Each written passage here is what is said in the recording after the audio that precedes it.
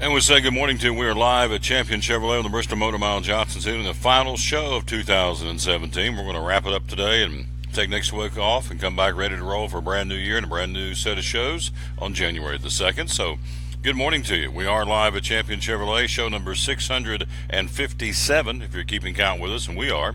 Very proud of that fact. Folks said this show wouldn't go, and checking the numbers yesterday, Jeremiah says it continues to grow. Picked up 6 new folks. He said, what's today? Today is Friday. Picked up 6 new folks on Wednesday.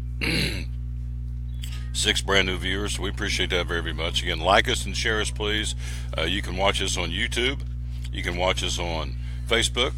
You can watch us on the website, TomTaylorSports.com. So, again, we do have a YouTube page. So, check us out, and we appreciate that very, very much. Countdown. Again, we have the countdown to Christmas is over because it's here.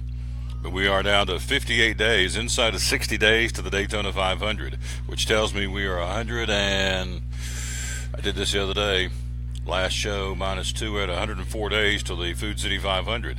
So we will tell you more about that, how you can still, even now, even tomorrow, get tickets to put under the tree in the form of a voucher to get you ready to go for racing for 2018. They'll give you something, send you something from the ticket office at Bristol Motor Speedway, or go to any Food City and buy your tickets, and you can do it that way too, and put under the tree an envelope that says on Christmas morning or whenever you open your presents, you're going to go see racing at the world's last great Coliseum, Bristol Motor Speedway, in 2018, which would be a cool thing. I can tell you that.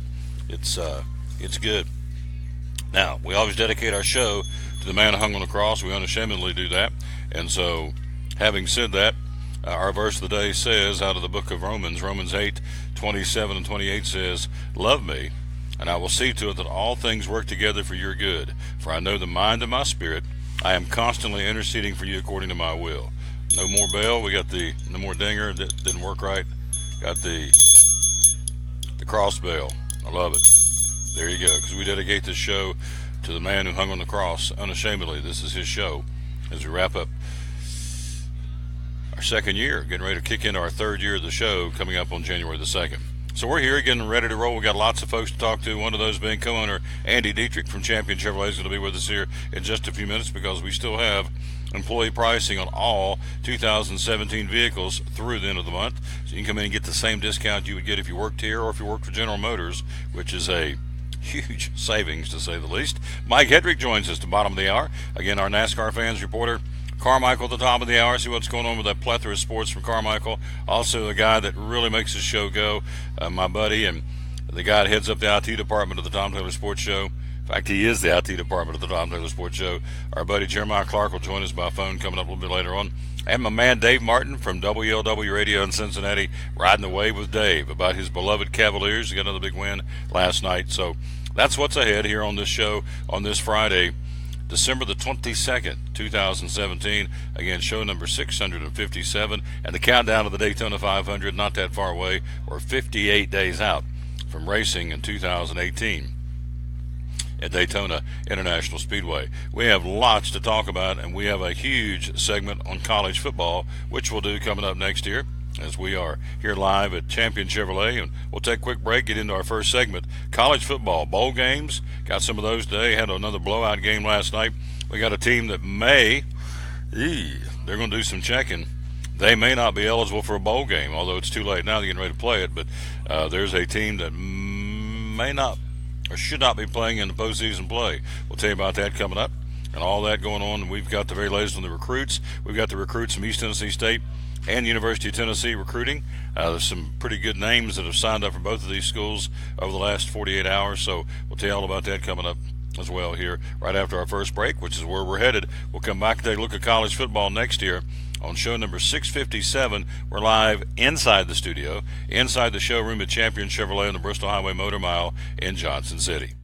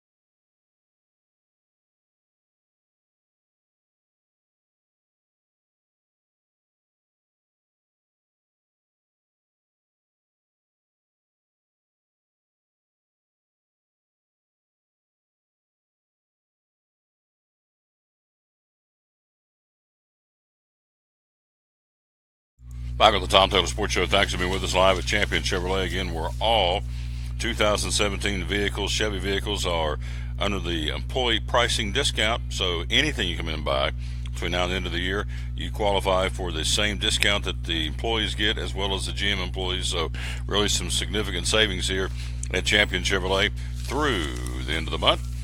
College football from last night, the Gasparilla Bowl. It was a blowout. The Temple Owls 28-3 over Florida International. So the last three bowl games have been jokes, quite frankly.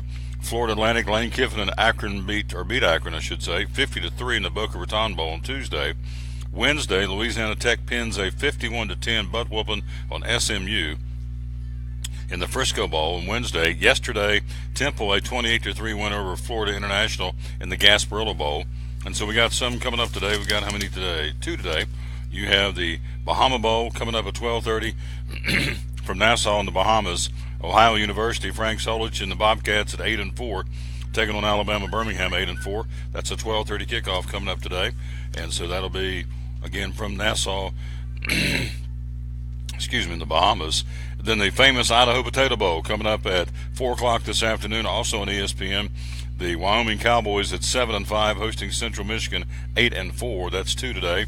Tomorrow the bowl picture continues. You got 1, 2, 3 tomorrow. The Birmingham Bowl.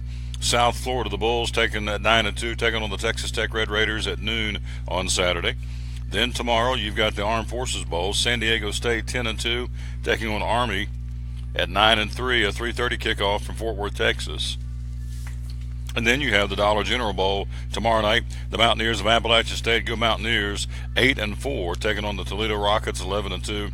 That one's from Mobile, Alabama, tomorrow night at 7 o'clock. Then on Sunday, we have one bowl game, the Hawaii Bowl in Honolulu. Fresno State at 9-4, taking on the Houston Cougars at 7-4 at 8:30 on Christmas Eve. And then Christmas Day, everybody's off, and then you pick back up next week it really kicks in next week with lots and lots of bowls. So that's what's going on with your bowl situation in college football here again on this Friday, December the 22nd, 2017. All right, let's see what we got going on here real quick. I want to say hello to Jerry Keller. Yep, I don't understand that. Okay, thank you. I understand that. So, anyway, thanks to Jerry Keller, and we'll work on that. So, let's jump in here and see what's happening in college football. We told you on Wednesday some of the signees, and of course, it would appear that the biggest winner in this first go-round would be the Georgia Bulldogs. They, again, racked up big time.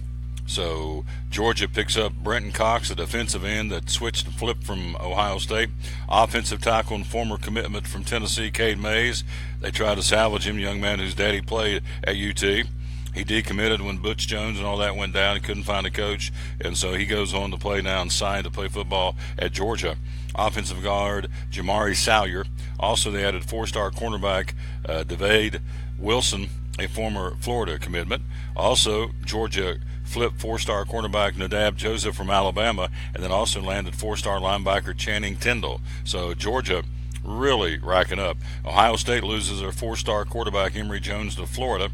Florida State flipping five-star safety Jaden Woodby, and Ohio State missed out on another five-star offensive tackle Jackson Carman, who went up. Dabo Swinney goes up into Ohio and nabs him. Ohio State was able to flip four-star wide receiver Cameron Brown from Nebraska, but again, the number one recruiting in these first couple of days, of course today is the last day, but through Wednesday and Thursday, no question, the number one recruiting team in America, college-wise, are the Georgia Bulldogs. They were racked up big time. So, and they also picked up the number 2 overall prospect. That was the quarterback, Justin Fields. Young man chose Georgia over Florida State, and back in October. But again, recently, with all the coaching changes, he had Jimbo Fisher, Dan Mullen from Florida, Florida State's Willie Taggart all beat on his door and said, "Hey, can we convince you to change?" He said, "Nope." He's 6'3", 225, played out of Kennesaw, Georgia. Over 1,600 yards, 21 touchdowns, 2 interceptions, ran for 955 yards and 15 touchdowns. So the guy throws for 21, runs for 15. Anyway, this kid is signed and says, "I'm going to play football for the Georgia Bulldogs." The number one prospect got signed early on Wednesday. Trevor Lawrence went to Clemson, a 5-star quarterback, 6'6", 210. Enrolling at Clemson next month following his participation in the U.S. Army All-American Bowl. Lawrence, one of 12 committed Tigers, expected to sign Wednesday and Thursday. And so, good stuff. Good stuff. Again, Lawrence. Trevor Lawrence. Again, the number one overall player in the class of 2018, a five-star quarterback signing to play football for the Clemson Tigers. What else going on in college football? Florida State. This is a team that may not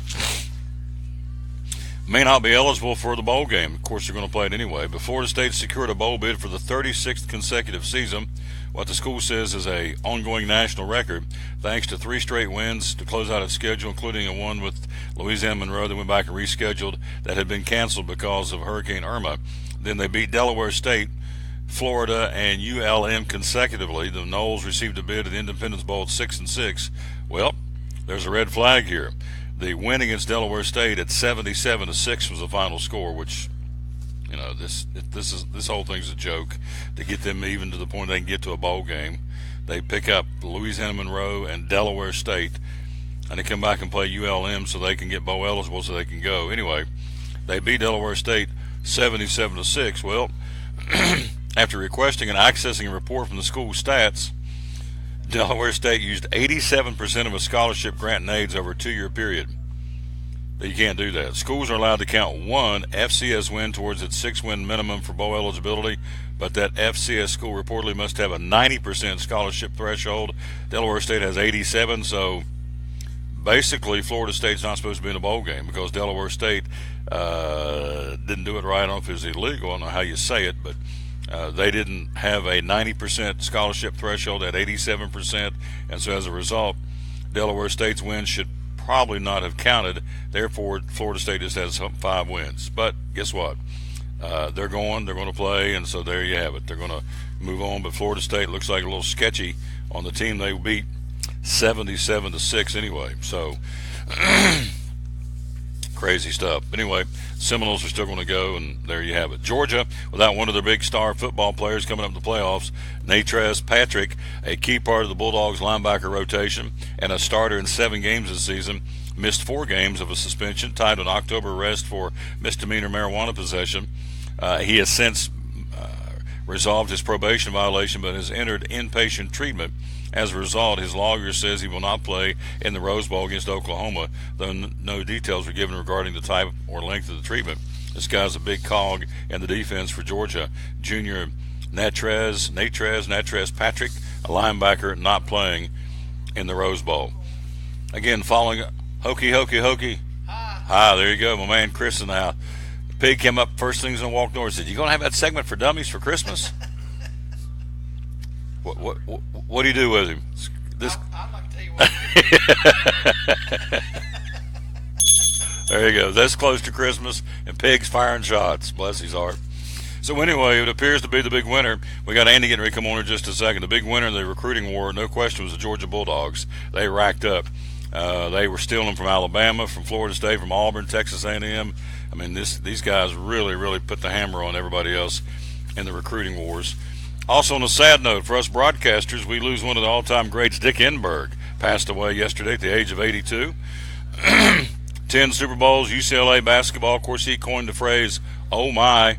He was 82. Here's how it happened. What a sad story. He was scheduled to fly to Boston yesterday but did not arrive. He was found dead at his home in the La Jolla neighborhood of San Diego with his bags packed. So Dick Enberg, I guess, had a heart attack. Again, he received the Ford Frick Award from the National Baseball Hall of Fame, won 13 Sports Emmy Awards, a Lifetime Achievement Emmy. He was also honored with a star in the Hollywood Walk of Fame, and one of the all-time greats in the broadcasting profession, one of those us boys looked up to. And so Dick Enberg, the age of 82, passes away yesterday in California, which, again, he was one of the all-time good guys, all-time greats. Speaking of one of the all-time greats, how about that for a segue? Let's bring him in. He's in the house. Boom. All-time greats. Here it is. You going to tell the story about them or not? You going to let that one go? Oh, no, we're going to go with it. We're going to roll. Come on over and scoot a little closer to me. The man's in the house. Andy Dietrich. I'm liking the beard. You going to keep the beard? I've not cut my hair or my beard in months. Right. So I am going to get a haircut today. Is this orders from headquarters? No, I'm just from over Mrs. it. Dietrich? I'm over it. Okay. It's itchy, and I'm not used to it. And Yeah. shaggy, and Yeah. I want my grandparents to let me in their house at Christmas. That's where we're going with this. We're gonna get going to Grandma's house. Yeah, and I'm gonna have to, clean my appearance Spiff up a little bit. Yeah. So this is the last time for a while. We're going to see you with facial hair. Yeah. So I was just sitting up there minding my own business a few minutes ago. This is a great story. Minding my own business, True not story. trying to cause any problems whatsoever, because I'm not that kind of person. No ripples. No. He's no ripples, And Dietrich. gentleman walked in, and the gentleman, I remembered him from last year, and he goes, "Hey, I need to buy a raffle ticket." And he goes, "Remember, I'm the one that won the $2,500 last year. Oh. Your first grand prize is one of 3 cars, and the second's $2,500, $1,500, and $1,000. Your choice on those 3 money levels." So he won the $2,500, and I sell him the raffle ticket. You like that? That's what every kid needs. I think I'm gonna buy that for my son. See if I can get this up on the screen. This is good stuff. It's clean fun, very Yes. clean for once for me. Explores the wonder. Wait a minute. We don't want that. I don't know who's calling me. Explore the wonders of fire lighting. See if I can get this up on the screen. Okay, my first fire. Look at the bottom picture. Fold a little bit. There it is. It's you got to move your picture over. It's showing him holding some gasoline, poured it on the fire, and the kid having a blast. So yes, it's a joke. It's not real. Yeah. It's just a funny. Just funskies. Just funny on this Friday before Christmas. It's it's Oh, fun. there it is. The little boy's pouring gas onto the fire, and so And there you go. and it's not real. You can't buy your first fire kit. No. It's all But anyway, back to my didn't guy interrupt you. over That was here. good stuff. Sorry, I got you sidetracked by sending that to you. But Yeah, you did. He after he purchased his raffle ticket, he goes, how do they do that, guy? I said, I don't know. He goes, is he your dad? And I said, oh no. And I said, I wish he was up here to see this and witness it and hear it. Oh. I haven't had it happen in probably, I don't know, a couple months. It's kind of quieted down a little bit. Maybe it's the beard. Yeah. But he does not like that. So anyway, he's up in service right now doing something. So I called Renee up in service, and I said, "Hey, Renee, is Tim sitting in your office?" She goes, "No, but he's up here." I said, "Well, tell him some guy down here just want to know if he was my dad." She goes, "Oh no, I'm not telling him." She knows better. So I was trying to get her in trouble, and she wouldn't. She wouldn't fall take for the it. bait. No. So I said, "Oh, don't worry. I will tell him when he gets back down here, and I'll do it on air if he walks in here in a minute." I may have a stapler just thrown stirs across. the You pot. may want to go get a helmet to put on. Something may come flying across the showroom. At us. Projectile coming through there. Yeah, Stapler. the studio in the showroom may come flying down may crash and burn. Well, I saw the guy over there, and I heard him say something about your dad, and of course, I was getting ready for the show, and I didn't pay a whole lot of attention. So this guy legitimately came. Daddy Tim, Slim Tim. He's up to 50 pounds. Lost Slim Tim. Oh, Slim Tim. So the old boy came in and bought a raffle ticket, Bought a raffle ticket. which you want to talk about. You've been selling raffle tickets. That's Yes, good. we've been. It's that time of year where it really picks up pace. Yeah. A lot of people don't realize this, but they're great stocking stuffers. And I've sold 8 yesterday to people that are putting them in their grandchildren's stockings or their cousins and different things. So it's a it's a great little stocking stuffer. $50 a piece. How about this? Good 100% segue. of it. 100% of it goes to Niswangers Children's Hospital. It's be our 11th year that we've done this, and who knows what will happen after the merger goes through. But I'm sure if they want to continue this, we'll be more than happy to do it. But you never know when 2 hospitals merge. But anyway, the drawing is January 27th. It's at the Mountain States Gala.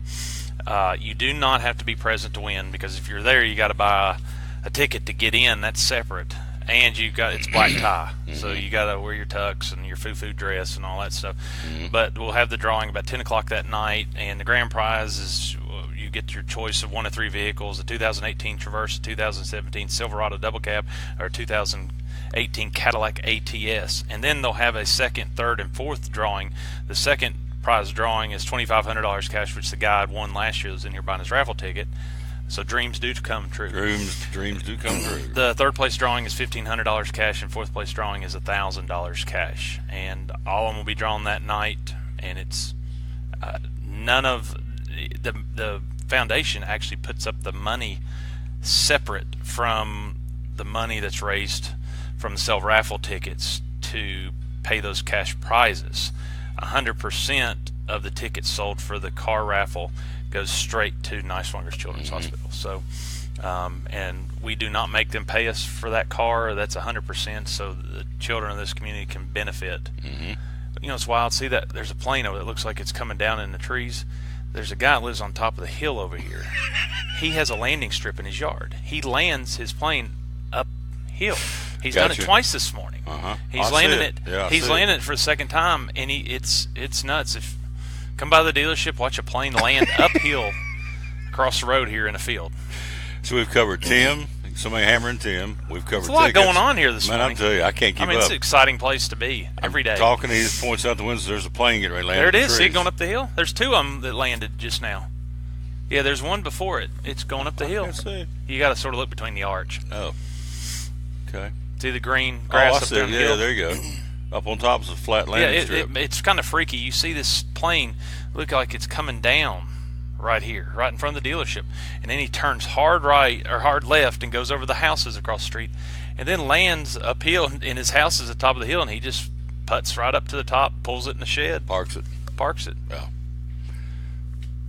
There's lots going on in championship. How do they do that? Yeah, how do they do that? So, But we're talking car raffles, I'm not sure what and we're talking about. prizes and money, and Tim's my dad, Yeah. and now he's not. He doesn't like this, does he? no. When somebody says he and I guess this is okay to say on here. He goes, "How could anything like that come from my loins?" And he'll say that to people. How could anything like pointing to you. You're pointing to me. But it's, and we've talked about this before. He's 53. I'm 40. 13 years difference between us. Whew. And I thought maybe it wouldn't happen as much because he has slimmed down, but by golly, it happened today. Slim Tim's got a son. Slim Tim. I'm his Shaggy Andy.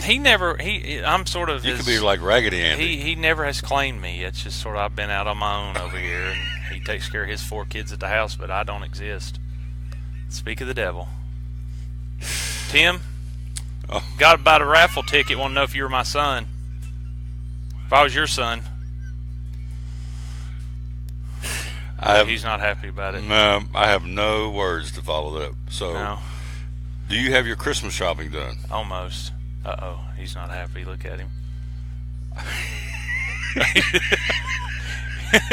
See, I told you he had a real baseball. He did. I can see it going through the glass. He's about to bring some smoke over here. There you go. You know what he did one time? He was trying to get somebody's attention right outside the glass, and he slung a pin and hit that glass, and the pin shattered. Ink went everywhere.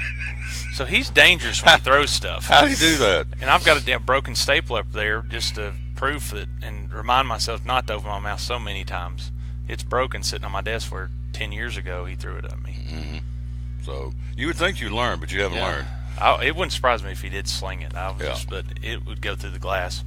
Tim, He's not good at throwing. Mr. Copenhaver, you would think he would learn, but he doesn't learn, does he? I didn't make it up, though. All right, so you got your Christmas shopping done. I hope. You have Mrs. Dietrich's Christmas shopping I done. hope. Okay. She's going to get on here next time she's on here and say, he got me beef jerky and a People magazine, and Yeah, Reese's she kind of cups. threw you under the bus. Oh, yeah. Why does everybody throw you under the bus? I deserve it. I'll be When honest.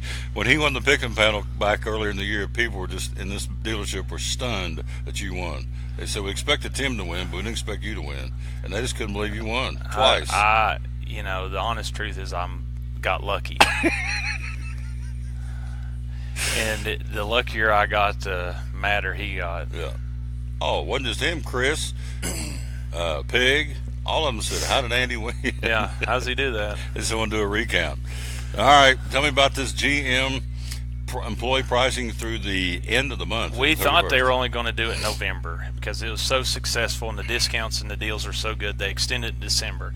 And December is usually their best month of the year. It is our best month of the year. And the week after Christmas, between Christmas and New Year's, is our best week of the year. And the reason why is the deals are the best they're going to be. A lot of people, for tax reasons, if they own a business or even drive a lot and they get reimbursed and can write off part of their vehicle expenses, they try to buy a vehicle for the end of the year for tax purposes. So, and a lot of people are off too, and a lot of people got money for Christmas from family members or whatever, and they come in and buy cars. So this week's been great. I mean, we sold 9 cars yesterday and 10 cars the day before that, but next week it's gonna hold on for dear life. Wild as a billy goat in here next week. Wild as a billy goat.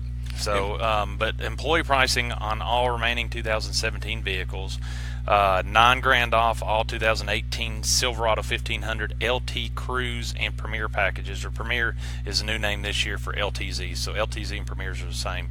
$7,000 off all 2018 Silverado 1500 Cruise LS and work trucks. So we've got great deals on 17s. We've got great deal on 18s. Interest rates are still low.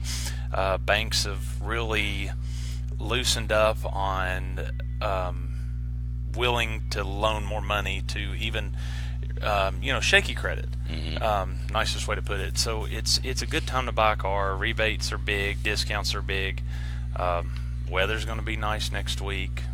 It's a great time. We're loaded with cars out here, and I'm not in love with any of them. So the 19 or 20 you sold already just this week. Is there a trend? Is it trucks? Is it It's all over the board. Malibus? All over the board. All over the board. I mean, we've sold quite a few heavy-duty trucks, and if you're looking for a heavy-duty used vehicle, I mean, we've traded for dually crew cab 3500s yesterday. We traded for Dodge diesels, crew cab dualies this week, crew cab 2500 diesels, single rear wheel.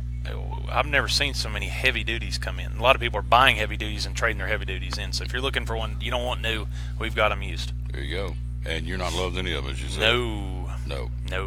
So how many previously owned vehicles do you have out here right now, do you think? I think 125. 125. Yep. Of every kind Of every make, shape, size, model. There You got it. And you're wanting to move them out. Oh, gosh. Yeah, I want to find a home for them. There you go. That's the name of the game. Again, championjc.com would be. When I pulled up here, I saw there's a big old white truck out here from Whitesville, West Virginia. It's probably dealer traded in. Yeah. I know how's that work? The dealer trades it in. Let's say they've got a customer wherever you said that was from, and West Virginia. They have a customer who wants a particular vehicle, and we're the only dealer, closest dealer to them that has it. So they'll call us, and we'll pick something out of their inventory, and they'll bring us that vehicle that we picked out of their inventory and pick up the one they have sold and take it back. Just do a swap. It's just called a dealer trade, dealer swap. Yep. So most dealers for the most part get along, and you want to get along with other dealers because you never know when you're going to need something, vice versa. So if we don't have what you're looking for, if it's something very particular, we can find it and go and get it for you. 4 hours up the road, but a lot of folks, you got a lot of folks coming down here from West Virginia. Oh yeah, I mean, I think Kristen picked somebody up at the airport just last week. Flew in. Yeah, from West Virginia. So, yeah.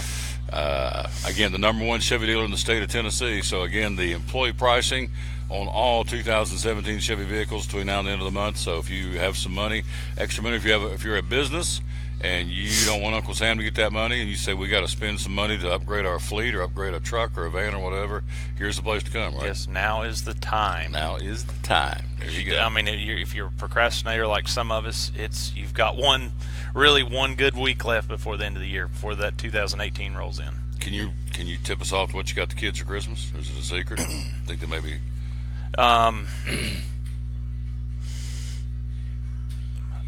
Neither one of them on Facebook. Just let it go, because it'll be my luck.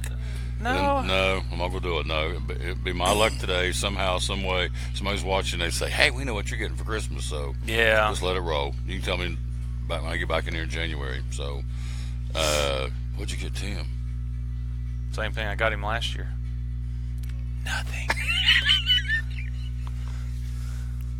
How'd he do that? He doesn't get me anything, and I don't get him anything. Works out good. They're good. We save money that way. There you go. Just fair. He should be thrilled. Just the joy of being able to sit by me every single day should be enough for him. Yeah. I mean, there's times he wants to kill me every day. Yes. But he's done it now. February 16th will be 11 whole years. That he sat beside you every day. Sat beside of me. Never Never made me move or anything. Never make you put your head down on the desk? No. On the bad line? Well, I'll tell you, he does not like Christmas music. Oh. Yeah, I got to be careful. He'll throw something at me. And I guess it's reason, and I can see why. I think his parents listened to it nonstop when he's growing up. I mean, I think they probably started 2 months out listening to it, listening nonstop in the car, in the house, wherever they went. And so now he doesn't really like Christmas music. And we had a customer say something yesterday. If you notice now, we don't have Christmas music on in here. We had a customer say, "It'd be really why don't you have Christmas music?" And we just said, well, one of the owners doesn't really like Christmas music. It's not that he doesn't believe or anything else. He just doesn't like Christmas music. And so this morning, and I got here before Tim. I had the Christmas music playing in here, blasting. He goes, either one of us is going home today, or we're turning this off. And I said, Tim, we've got 2 days left before Christmas. We're here. We need to listen to Christmas music. No, we're not. It was funny. If he told told Daddy's not up there here, he'd kill you. I did it the other day too. I turned on Christmas music, and he got in here and he went straight back there and flipped the channel. Well, about 5 songs played on it, and a Christmas music song slipped in there. He goes, "What?" and walked back there and flipped the switch again. So if you're looking for any last-minute gift ideas for Tim, get him some Christmas CDs. Bing Crosby, White Christmas. Yeah. Oh. You gonna come back after a while? You gonna be gone? Well, I'm gonna get this head shaved. All right.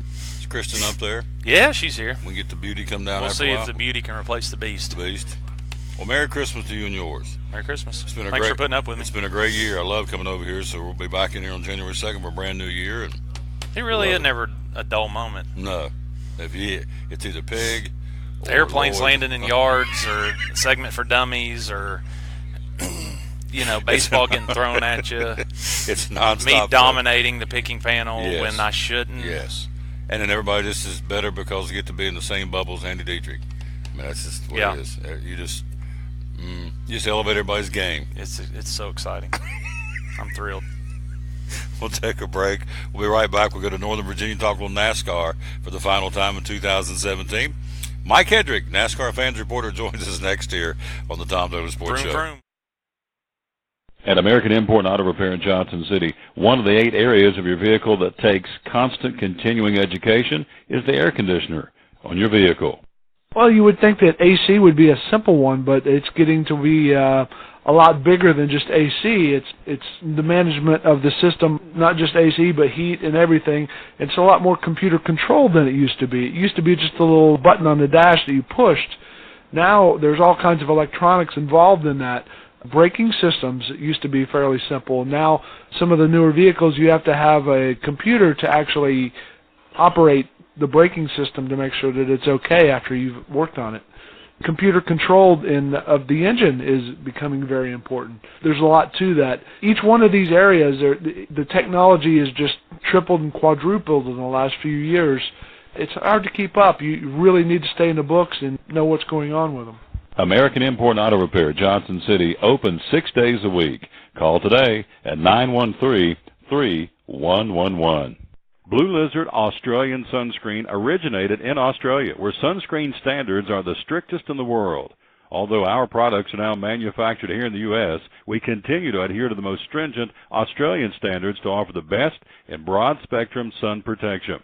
Blue Lizard, the brand most recommended by pediatricians and dermatologists. Our smart bottle turns blue in the presence of UV rays, reminding you to cover up. You bring the sun, Blue Lizard brings the magic. It's Friday night at 7 o'clock. You've been involved in a car accident. You may be out of state on vacation or just a few miles from home. What do? Who do you call? At Farmers Insurance Group, one call is all you have to make. Hello, this is Jim Klein, an agent with Farmers Insurance. It's called One and Done. You don't have to wait till Monday morning to file a claim. You can make the initial call and we'll begin right away to help you. We assist you in moving the vehicle to a certified repair shop, getting you set up with rental car, and informing your agent. Then here at the staff at Jim Klein Farmers Insurance, we follow the claim through to the end. It's that easy. One and done. We're your one-and-done location for all your insurance needs: auto, home, life, commercial, workers' comp, and bonds.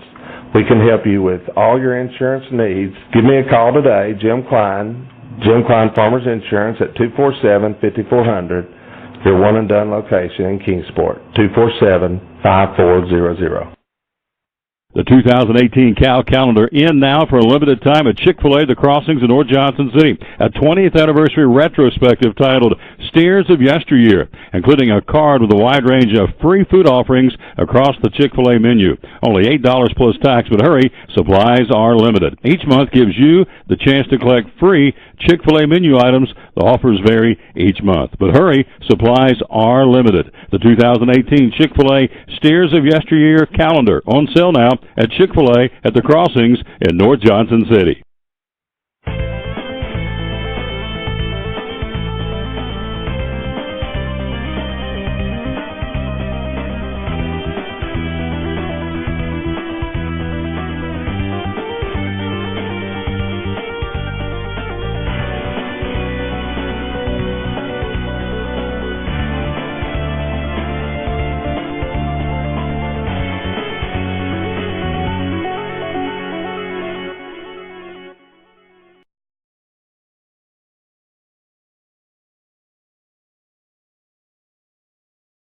Back with the Tom Douglas Sports Show, we go from Andy Dietrich to let's go live to Northern Virginia for the final time in 2017. Our buddy Mike Hedrick, the NASCAR fans reporter. And first off, Merry Christmas and good morning, my friend. How are you?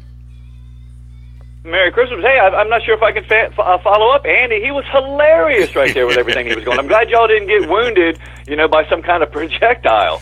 Holy smokes. I mean, we got the look, I can tell you that. The look was coming across. It was rather intense by Mr. Copenhaver, so... Anyways, good. Yeah, these guys are hilarious. Come down and hang out with, and you're fun to hang out with too, my friend. We got stories, and let's start with Richard Childress Racing. There's an interesting story, to say the least, about a break-in at RCR. Tell me what happened with that. Yeah, I'm not sure whose bright idea this was. Well, we learned that, and we're glad that we're finding out everybody is safe. And what in the world were they thinking, department? At 10:30 at night, 3 armed intruders broke into Richard Childress, Team Richard Childress owner, into his house while he was at home. Now, he heard a crash at the front door, and he grabbed his pistol, because, hey, he's a good old boy, and he commenced to open fire on them like they were Kurt Busch down there. So he wound up chasing them away, and the Davidson County Sheriff's Office said that they were looking for 3 suspects. Me personally, I'd be looking for 3 guys with soiled britches. But we're also learning a little update on that this morning. Sheriff David Grice himself said that they actually found some clothing at the recovered scene. He didn't say in the shape of it or whatever.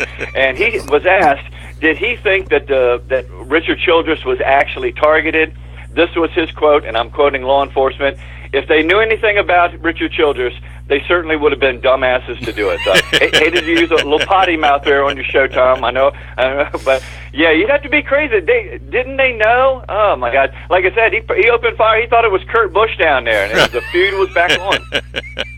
Well, there's lots of red flags in this. And number one, 10:30 at night. Normally, you still have activity going on in most people's houses at Christmas season. Number two, it's Richard Childress, and you know that he, since he's a big supporter of the National Rifle Association, he's their spokesperson or one of them. So you know he's packing heat inside his home. You would think, and he did.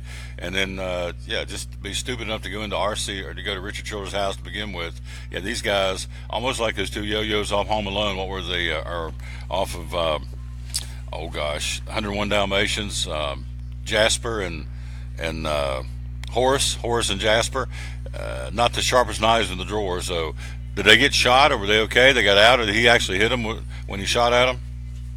Well, they were lucky because, we have that term, loaded for bear. Well, he probably was loaded for bear. He's a great outdoorsman. Mm-hmm. No, actually, nobody was, hurt or anything like that. Shots through the front of his house and through the glass and that kind of stuff right there. But yeah, those guys are on, are being sought after, and we're just glad nobody got hurt. But exactly. Man, what in the world were you thinking when you decided to break into Richard Childress' house? You got it. We're talking to Mike Hedrick, again, the NASCAR fans reporter. Coming up, we'll take a look at college basketball and some more college football, and we'll take a look at some more of the recruits. We'll break down the recruits of Tennessee football and East Tennessee State football. We're talking to our buddy, of course, Mike Hedrick, the NASCAR Fans reporter. A couple of Kyles in the news. Tell me about that, would you please? Well, it's in the late part of the winter and the off season when me and you aren't actually talking about on track kind of stuff, because we're usually not in the gossip department. But we got a couple of things here. Young Kyle Larson and longtime girlfriend and baby mama Caitlin Sweet announced that they actually are engaged now, and they're heading off to New Zealand for Christmas. So congratulations for Kyle Larson finally putting a ring on it. And then our buddy Kyle Petty and his wife Morgan announced that they're actually expecting a baby in June. So that's our kind of mushy news, and that we don't normally do that kind of stuff on the show, Tom, but we had a little time here. Most of the guys are getting ready for holiday and doing some Christmas shopping. Yeah, coming off the road, if you will, literally and figuratively speaking, off the track and off the road to kind of hang out with family. But then right after, of course, next week, I think they're kind of laid back some next week. But then right after the first of the year, it is pedal to the metal. And as we said earlier, it's 58 days to the Daytona 500. So the 2018 season's right around the corner, and we'll be right there on top of it all season long. So a tribute to Barry Dodson. Tell us about that, would you please? Yeah, we lost a great champion this week. At the age of 64, Barry Dodson. Now, he was the crew chief for Rusty Wallace in the 1989 championship season. But he was a great crew chief. He had 19 races wins as a crew chief. Really, even in his earlier years, he was one of the over-the-wall pit crew guys. And he worked with a lot of other great drivers besides Rusty Wallace, who he crew chief for 5 years. He was crew chief for Tim Richmond, and Tim Richmond was really famous and a great driver, taken a little too early. He was a crew chief for Darrell Waltrip and Kyle Petty.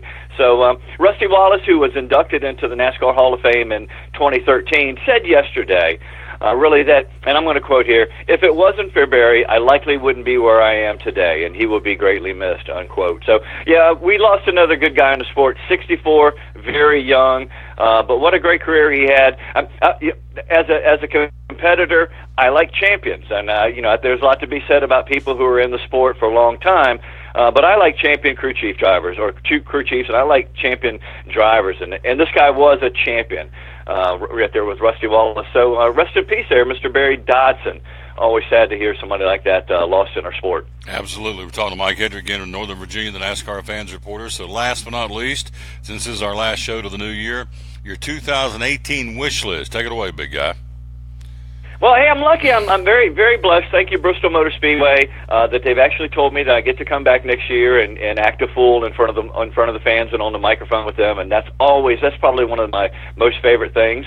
It looks like that I'm going to get a chance to cook a little bit with some Xfinity and some Cup teams, and I'm going to try to see if I can't do a little bit of calling some races here at the local Dominion and Southern National Motorsports Park. But the biggest thing is I'm looking forward to coming back to the Tom Taylor show for my second full year. I'm looking forward to that. Tom, I made it through the whole first year, and I didn't get fired. So if I don't get fired in the off season, man, I'm going to be ready right there when we get going in January. You're right back with us on January the 2nd. We'll let you be on the first show of the new year. So, yes, we have lots to be thankful for. And again, we're tickled you come back to Bristol because, as we said on the countdown off air, 104 days to the Food City 500, so it will be here before you know it, I guarantee it. So when we come back, obviously, for the January 2nd show, we'll be well inside 100 days to the Food City 500. Jimmy Johnson back in town to defend his crown. So, yep, it's going to be good. Looking forward to it. And so what would you like to close us with today, my friend?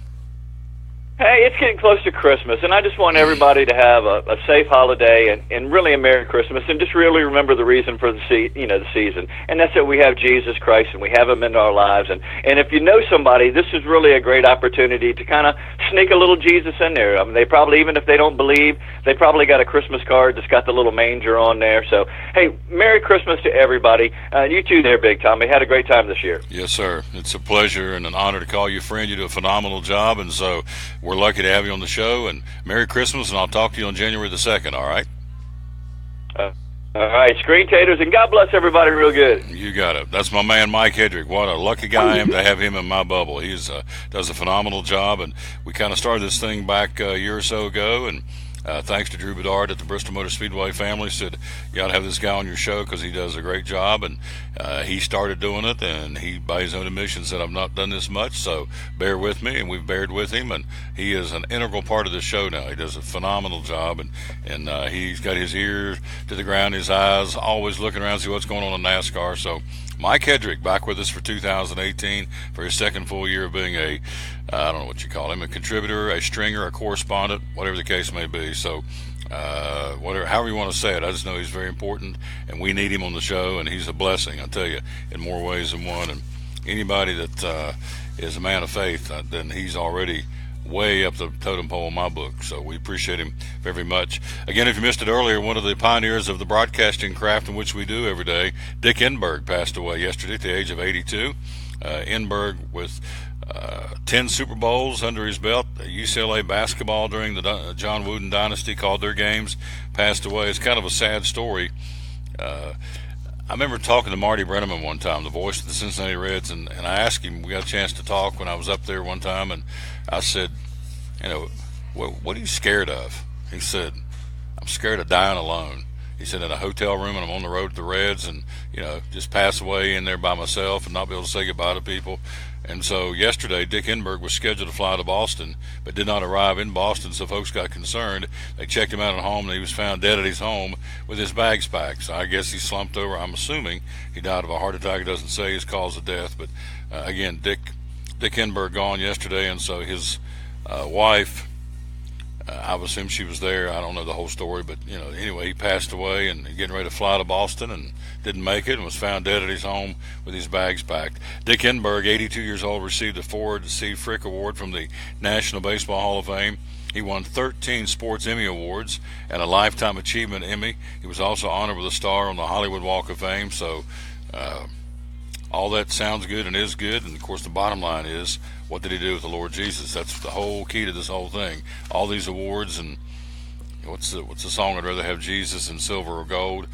Rather have Jesus than riches untold. So beside our names, all these awards that we are lucky enough and fortunate enough to win and accumulate over our lifetime. But at the end of the gig, the only question is, what are you going to do with the Lord Jesus? It's just that simple. And so I hope, I have no way of knowing, of course, but I hope that Dick Enberg had settled his eternal destiny at some point in his life, because we're all going to live forever. Folks say, well, I don't know if we're going to live forever. Oh, yeah, we're going to live forever. It just depends on where you're going to live. Where's going to be your residence forever and ever and ever, eternity. So whether it's going to be eternally separated from God in a place called hell, or walking the streets of gold in heaven. So anyway, that's all I'm going to say about that. We'll take a quick break. We'll come right back, and well carry on. Top of the hour, Carmichael joins us in about 10 minutes. We'll come back and finish up some more college football. Also, we've got some college hoops. We've got a big doubleheader coming up today in Johnson City. Buck basketball, the ladies this afternoon, the gentlemen tonight. So we'll tell you all about that and more as we roll on here. It's show number 657, live at Champion Chevrolet. We have employee pricing on all 2017 vehicles through the end of the month. So if you can't get here today, tomorrow, you would want to get in here right after Christmas, all the way through next week. Employee pricing, you'll get the same discount. As Andy said, they sold 9 or 10 yesterday and 10 the day before. You'll get the same discount that they get if you worked here at Champion Chevrolet, or if you're a General Motors employee. So incredible pricing, incredible discounts on all 2017 Chevy vehicles, whether it's an Impala, whether it's a Malibu, whether it's a Camaro, whether it's a Corvette, whether it's a Silverado, whatever the case may be. If it's a 2017, you get the employee pricing discount. So they're meaning business here in the month of December at Champion Chevrolet, the #1 Chevy dealer in the state of Tennessee. Nobody sells more Chevys in the 50-plus dealerships in the state than Champion Chevrolet, from Memphis to Mountain City. Quick break. We'll be right back with more. We're live inside the studio, inside the showroom at Champion Chevrolet on the Tom Taylor Sports Show. At American Import and Auto Repair in Johnson City, one of the 8 areas of your vehicle that takes constant continuing education is the air conditioner on your vehicle. Well, you would think that AC would be a simple one, but it's getting to be a lot bigger than just AC. It's the management of the system, not just AC, but heat and everything. It's a lot more computer controlled than it used to be. It used to be just a little button on the dash that you pushed. Now there's all kinds of electronics involved in that. braking systems used to be fairly simple. Now, some of the newer vehicles, you have to have a computer to actually operate the braking system to make sure that it's okay after you've worked on it. Computer controlled of the engine is becoming very important. There's a lot to that. Each one of these areas, the technology is just tripled and quadrupled in the last few years. It's hard to keep up. You really need to stay in the books and know what's going on with them. American Import Auto Repair, Johnson City, open 6 days a week. Call today at 913-3111. Blue Lizard Australian Sunscreen originated in Australia, where sunscreen standards are the strictest in the world. Although our products are now manufactured here in the U.S., we continue to adhere to the most stringent Australian standards to offer the best in broad-spectrum sun protection. Blue Lizard, the brand most recommended by pediatricians and dermatologists. Our smart bottle turns blue in the presence of UV rays, reminding you to cover up. You bring the sun, Blue Lizard brings the magic. It's Friday night at 7 o'clock. You've been involved in a car accident. You may be out of state on vacation or just a few miles from home. What do you do? Who do you call? At Farmers Insurance Group, one call is all you have to make. Hello, this is Jim Klein, an agent with Farmers Insurance. It's called One and Done. You don't have to wait till Monday morning to file a claim. You can make the initial call and we'll begin right away to help you. We assist you in moving the vehicle to a certified repair shop, getting you set up with rental car, and informing your agent. Then here the staff at Jim Klein Farmers Insurance, we follow the claim through to the end. It's that easy. One and Done. We're your one and done location for all your insurance needs. Auto, home, life, commercial, workers' comp, and bonds. We can help you with all your insurance needs. Give me a call today, Jim Klein Farmers Insurance at 247-5400, your one and done location in Kingsport, 247-5400. The 2018 Cal Calendar in now for a limited time at Chick-fil-A, The Crossings in North Johnson City. A 20th anniversary retrospective titled Steers of Yesteryear, including a card with a wide range of free food offerings across the Chick-fil-A menu. Only $8 plus tax, but hurry, supplies are limited. Each month gives you the chance to collect free Chick-fil-A menu items. The offers vary each month, but hurry, supplies are limited. The 2018 Chick-fil-A Steers of Yesteryear Calendar on sale now at Chick-fil-A at The Crossings in North Johnson City.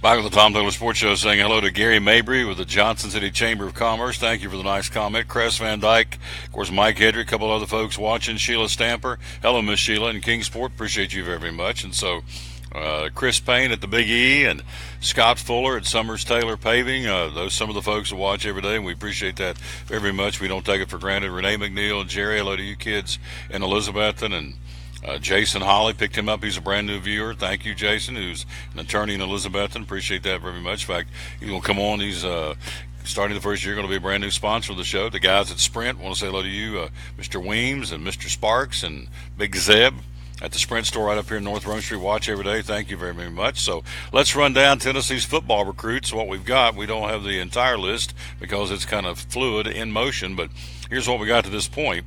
Again, Jeremy Pruitt's went out and got some horses, I can tell you that.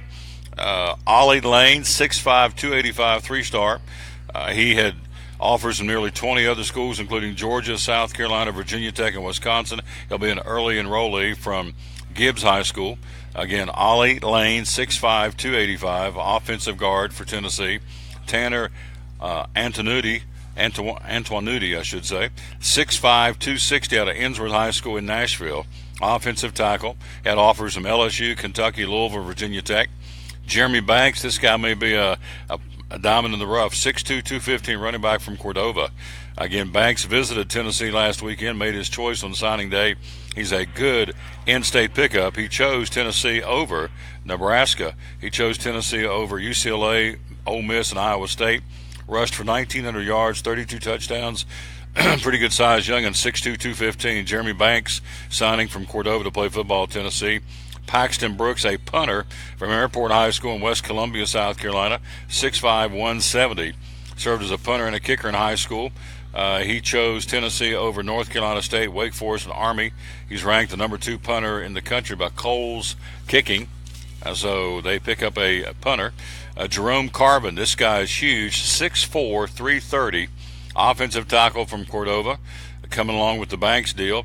Carvin picked the Volunteers over Mississippi State, Florida, Auburn, and UCLA. And so 6'4", 330, offensive tackle, Jerome Carvin coming to Tennessee. As you can see, he's got some meat on the hoof. Greg Emerson from Northside High School in Jackson, Tennessee, a defensive tackle, 6'3", 280. And so this guy is one of those top prizes of the early signing period. He chose Tennessee over Alabama, Clemson, and Ohio State. And so depending on how he recovers from his injury, he has been hurt. Let's see, what is his injury? A dislocated ankle and a fractured fibula suffered back in July. But again, this guy is 6'3", 280. If they can get him healthy, that's some meat on the hoof. Again, from Northside High School, choosing Tennessee over Alabama, Clemson, and Ohio State. Then you signed Kingston Harris for Tennessee, 6'4", 272, a defensive tackle out of IMG Academy in Orlando. And so this guy chose Tennessee over Pittsburgh, Michigan State, and Maryland. We told you about Ollie Lane. How about another hog? 6'3", 285, Brant Lawless out of Nashville Christian.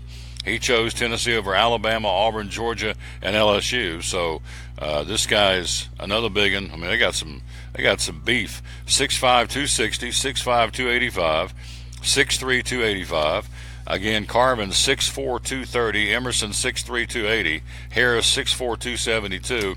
Here's a tight end, Jacob Warren out of Farragut, 6'6", 215.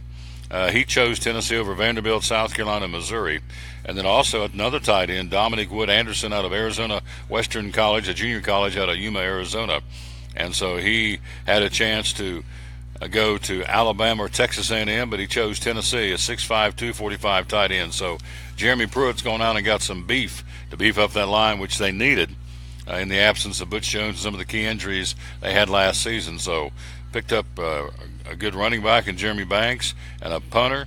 And, of course, we told you earlier about the J.T. Shroud pick, the quarterback, 6'3", 190, three-star quarterback, and chose Tennessee over – oh gosh, California had him signed, sealed, and delivered. He said, "No, he's from Santa Clara, so he's going to switch out and go from Santa Clara to Tennessee." So those are the signees to this point, and there's more again, and they're signing some more today. Today's the final day to do that. So by the time we get back on the show January the 2nd, it'll be old news. But again, suffice it to say that Jeremy Pruitt has gone out, as we just read, and picked up some guys with some beef, some meat on the hoof, if you will. East Tennessee State new football coach Randy Sanders, 4 recruits I want to tell you about. He got some beef too. Kendall Wright, a defensive lineman out of Mississippi, 6'4", 285, transferring from junior college, and so he will be instant impact player for Tennessee. Nate Atkins, a tight end from Knox Bearden, going to be a Buccaneer, 6'3", 220. 3-time All-Conference in football and 1 year All-Conference in baseball. His brother played at Carson Newman. His daddy played at Marshall. Yeah, we are Marshall. And he is currently on the football staff at UNC Charlotte. And so Nate Atkins says, "I'm going to be a Buccaneer for Randy Sanders." Nick Vines, an offensive lineman, 6'4", 315, out of Hattiesburg, Mississippi. Played at Jones County Junior College. And so another big guy that's coming to East Tennessee State. And then also you have the quarterback Cam Lewis out of McDonough, Georgia, 6'3", 200, totaled over 5,800 yards and 59 touchdowns. And so this guy, in his career, he is a dual-threat quarterback with a live arm, so he can run it, he can throw it. So those are the 4 big recruits to this point for Randy Sanders and the East Tennessee State Buccaneer football team. So that's a pretty impressive list, quite frankly, for both teams. Particularly Pruitt, given what little time he had to go out here and beat the bushes and find some recruits. He's only been the head coach of Tennessee for 2 weeks. And, of course, he's wearing two hats. He's still on the staff at Alabama getting ready for Clemson on January the 1st. So, again, working for Alabama during the day and working for Tennessee at night. And went out and got him some pretty good recruits. So I think Tennessee fans ought to be elated that they got anybody at all at this point in the game with a head coach only on staff for 2 weeks. So I would think that's big news for Tennessee football. I'm going to go on record and tell you they got a blue chipper in Jeremy Pruitt. This guy's going to do some great things. And I think they got the right guy. Credit Philip Fulmer for making it happen.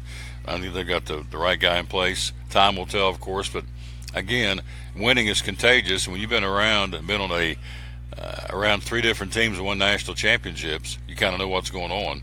And so he's been on 3 different national championship coaching staffs. So winning is contagious. He knows what it takes to get there, and I think Jeremy Pruitt's going to do a bang-up job for Tennessee football. If you missed it earlier in the week, we told you that a couple made a $15 million donation to Virginia Tech, the largest gift ever, to create a student-athlete performance center. This will be on the 4th floor of the Jamerson Athletic Center. The project, pending the approval of the Board of Visitors, is expected to begin next year. Well, why would they even remotely consider not approving that? They're going to turn a 6,000 square foot space into a 17,000 square foot space with areas for dining, nutrition, donor, hospitality, and recruiting. Also, we'll have a seamless connection to Castle Coliseum, the Hokies basketball arena, which is already accessible from the 4th floor. So, big news there.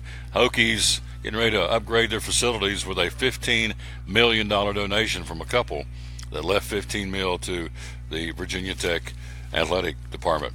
Again, coming up today, 2 bowl games. The Bahamas Bowl starting at 12:30. Alabama-Birmingham against the Ohio Bobcats from the Nassau Bahamas. That's at 12:30. And then the famous Idaho Potato Bowl from Boise, Idaho at 4 o'clock. Central Michigan taking on the Wyoming Cowboys. And so that's what's going on there. Somebody asked me yesterday when the Hokies play. The Hokies play on December the 28th in the Camping World Bowl in Orlando against Oklahoma State. That'll be on the 28th at 5:15. West Virginia, the Mountaineers play day after Christmas against the Utah Utes on the Heart of Dallas Bowl at 1:30 from Dallas, Texas. And so those are the 2 local teams. Of course, Marshall's already played and won.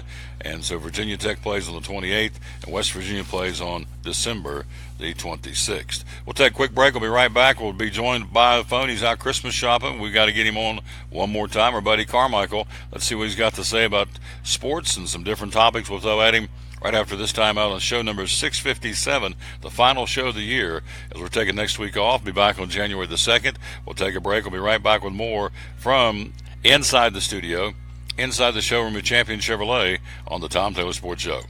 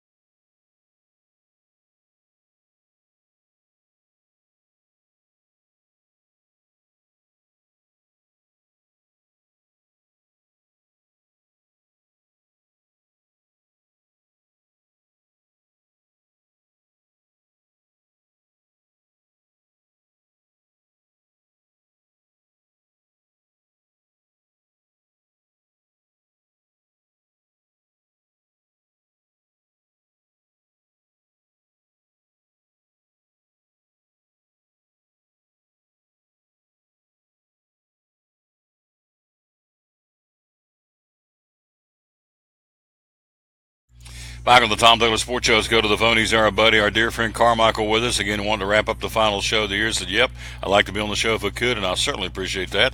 Good afternoon, my friend. How are you? I am doing great over here on a beautiful Chamber of Commerce Friday afternoon here in Asheville, North Carolina. There you go. He's over there where he lives, doing a little shopping. So, college football. Today's the final day of the early signing period. Who at this point do you feel like maybe the top 3 schools are really racked up in this early signing period? Well, it's hard to tell. I know most of I was reading, I think it was yesterday, like 65 to 70% of the top 500 kids have already signed. I think Georgia is right there, maybe number 1. Clemson, once again, up there in the top few. Clemson did sign one of the top quarterbacks in the country coming in next year. You've got Alabama, Ohio State. I really like the charge Tennessee put on at the end. I mean, that was considering that the dumpster fire that went on to get Jeremy Pruitt hired. I mean, he really closed with a rush. I mean, they did lose the Mays kid from Knoxville, but I think the kid that they've got right now, the Smith kid that's playing, was a freshman this year. I think he's going to be a lot better player than Cade Mays will be. Well, you look at what he got. Pruitt went out and got, I'm going to run off some of these guys. Antoine Nudie, 6'5", 260. Lane, 6'5", 285. Lawless, 6'3", 285. He went and got down here you got a Carvin, 6'4", 230. Emerson, 6'3", 280. Kingston Harris, 6'4", 272. I mean, this guy went out and got some beef and that's where they needed some help on the offensive defensive line. So for him to be only a coach for 2 weeks and splitting time with Alabama at the same time, I thought Jeremy Pruitt hit to use a baseball term, hit a grand slam in the recruiting, and he's not done, of course. He did well, and he did what he said he was going to do. You win in the Southeastern Conference on the offensive and defensive lines. That's where you make your bread and butter. That's where you win ball games, and that's where he went out and did his damage, was getting offensive and defensive linemen to help fill some space, some need that Tennessee really needs, some depth. He was able to flip the quarterback from California that was committed to a power, out there, get him to come in. He's a 3-star. He's got a good arm. He did well coming in, was able to get some JUCO kids who can come in and play right away. So I think he's done an outstanding job so far in the recruiting. A little closer to home, Randy Sanders, the new coach at East Tennessee State, has been on the job for about a week, and he went out and got a offensive lineman 6'4", 315. He got a tight end 6'3", 220. Got a defensive lineman 6'4", 285. Picked up a 3-star quarterback that's throw over 1,500 yards of offense in his career from McDonough, Georgia, big 6'3", 200 dual-threat quarterback. So it looks like, Carmichael, that Randy Sanders, for no more time than he had, went out and got him some good picks, too, recruits for East Tennessee State football. They did, and they were able to, they keeping their staff pretty well intact, and able to keep the recruits in, not having flipped. That was key for the Bucks. It'll be interesting to see how Coach Sanders does when he gets there. I know there were, this year was not a very good year down in Tallahassee, and let's see if he can have a little bit better success and luck that he did this past year coming into next year with the Bucks. We're talking to Carmichael Live, talk a little sports. Let's switch. Well, let's do one more. Tomorrow night, Appalachian State, the Mountaineers, taking on Toledo. 8-4 Mountaineers, 11-2 Toledo at the Dollar General Bowl in Mobile, Alabama. And be nice for the Mountaineers to get a big win and bring it back to Boone tomorrow night. It would. Mobile, that used to be the place back in the day. They played, at this time of the year, they used to play the Blue-Gray game in Mobile, but they switched several years ago. And Dollar General, I believe that's one of their headquarters in Mobile. Toledo, though, had a really good season. The Mountaineers can't sleep on Toledo. I was getting ready to call them the Mud Hens. Geez, thinking of baseball and Max Klinger and MASH, the Toledo Mud Hens, but they can't quite sleep on the Rockets, I believe is what Toledo is. I think they're the Rockets. So it'll be a very interesting game tomorrow night. Yes, it will be. And again, switching gears to college basketball. Last night we had one upset. San Diego State knocks off Gonzaga, beat them 72-70. So the Bulldogs, 12th ranked, go down. 14th ranked Kansas, 18th ranked Arizona, 8th ranked Texas A&M, 20th ranked Cincinnati, 2nd ranked Michigan State, 16th ranked Purdue, and 24th ranked Florida State all get W's last night in men's college basketball. And so what's your take on college hoops right now, right before Christmas? Well, Duke, even though they had the loss the other day, Duke's still playing well. Arizona, who started off slow, now has found their footing and started coming back up through the top 20. Carolina, God, what a loss the other night, losing to Wofford like that. I mean, that's real. In years past, Wofford has been an NCAA tournament team, but for Carolina to lose that game, that really is. And Tennessee almost had the same fate, almost falling asleep at the wheel against Furman. I mean, that was a team that you should beat and you shouldn't have trouble with. But the Vols had trouble with Paladin Wednesday night. But Tennessee, to me, Tennessee is one of the big surprises in college basketball this season. I mean, that team predicted to finish 13th in the Southeastern Conference. They're going to do a lot better than 13th unless they get hit with a bunch of injuries. They can outstanding shooting basketball team. And looking forward to the SEC season starting next week. Yep, and of course on Saturday, 3 big games, Tennessee being one of those. 21st-ranked Tennessee in Winston-Salem take on the Wake Forest Demon Deacons, who are 7-4. Also Saturday, Ohio State 10-3 at the Dean Dome in Chapel Hill take on 5th-ranked North Carolina, who's 10-2. And then also on Saturday, Kentucky, the Wildcats at 9-1, hosting UCLA at 8-3. So 3 pretty good college basketball games on Saturday. Tennessee at Wake Forest, Ohio State at North Carolina, and Kentucky hosting UCLA. Those are 3 good ones, and that should really make things interesting going into Christmas. Yeah, Danny Manning really has. This is a big year for him at Wake Forest. I mean, you bring this one of the great college players of all time to come in and coach the team, and they've really not had the success that a lot of people thought they would have with him going there, but they're 7-4 this year. Tennessee really needs to get up for that game. Kentucky, UCLA, I mean, last year the Bruins, they split with the Wildcats. They beat Kentucky in the regular season game in Lexington, but lost the NCAA tournament. UCLA not as good, of course, as last year, losing the players that they lost. Trying to struggle, get back from that almost disastrous trip to China. See how they do tomorrow against Kentucky. Kentucky's kind of had their ups and downs early in the season. And Roy Williams, you don't think he's going to have his guys ready to play tomorrow against Ohio State. That should be a good matchup in Chapel Hill. Yep, 3 good ones tomorrow, again, happening in men's college basketball. We're talking to Carmichael. Let's switch to baseball. You still got some free agents out there. Among those, J.D. Martinez, Jake Arrieta, Eric Hosmer. Those 3 that kind of jump out at me. So what's your take on the free agency heading into Christmas and in the new year of baseball?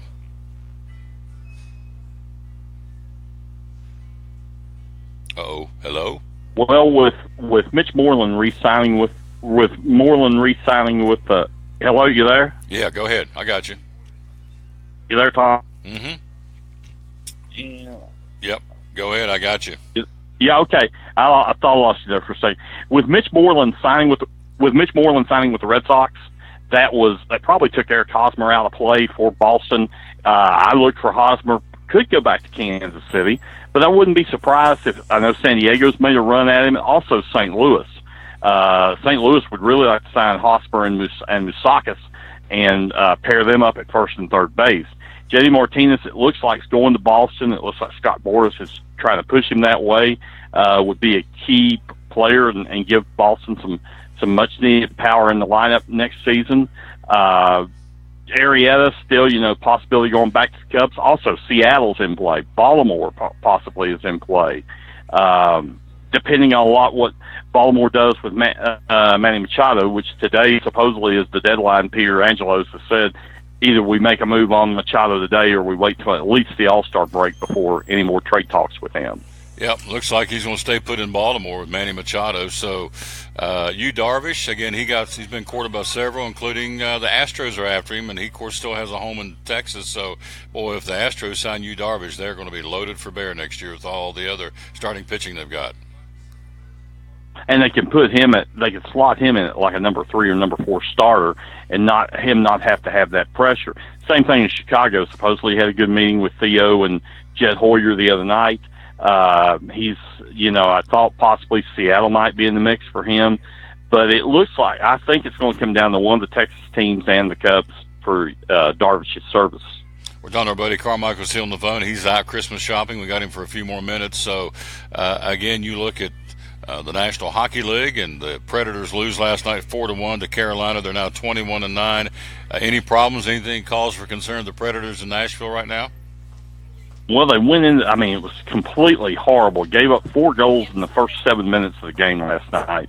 Thank goodness I was watching Eddie Vedder and Pearl Jam at Wrigley Field. That made the night a little bit better than the Preds against the Hurricanes. But they pulled Pecorini, the fastest pull of Pecorini since 2009 in a contest. So, you hope it's just a blip, because Tuesday, Carolina went to Toronto, played a matinee game, and got beat 8-1. So you're hoping it's just one of these blips on the schedule. The Preds have been playing really well, had a great Western or Canadian road trip, came off that, was the best team, and probably for the last month has been the best team in the National Hockey League. And you hope that's just a blip on the radar, and you get back to winning hockey tomorrow night.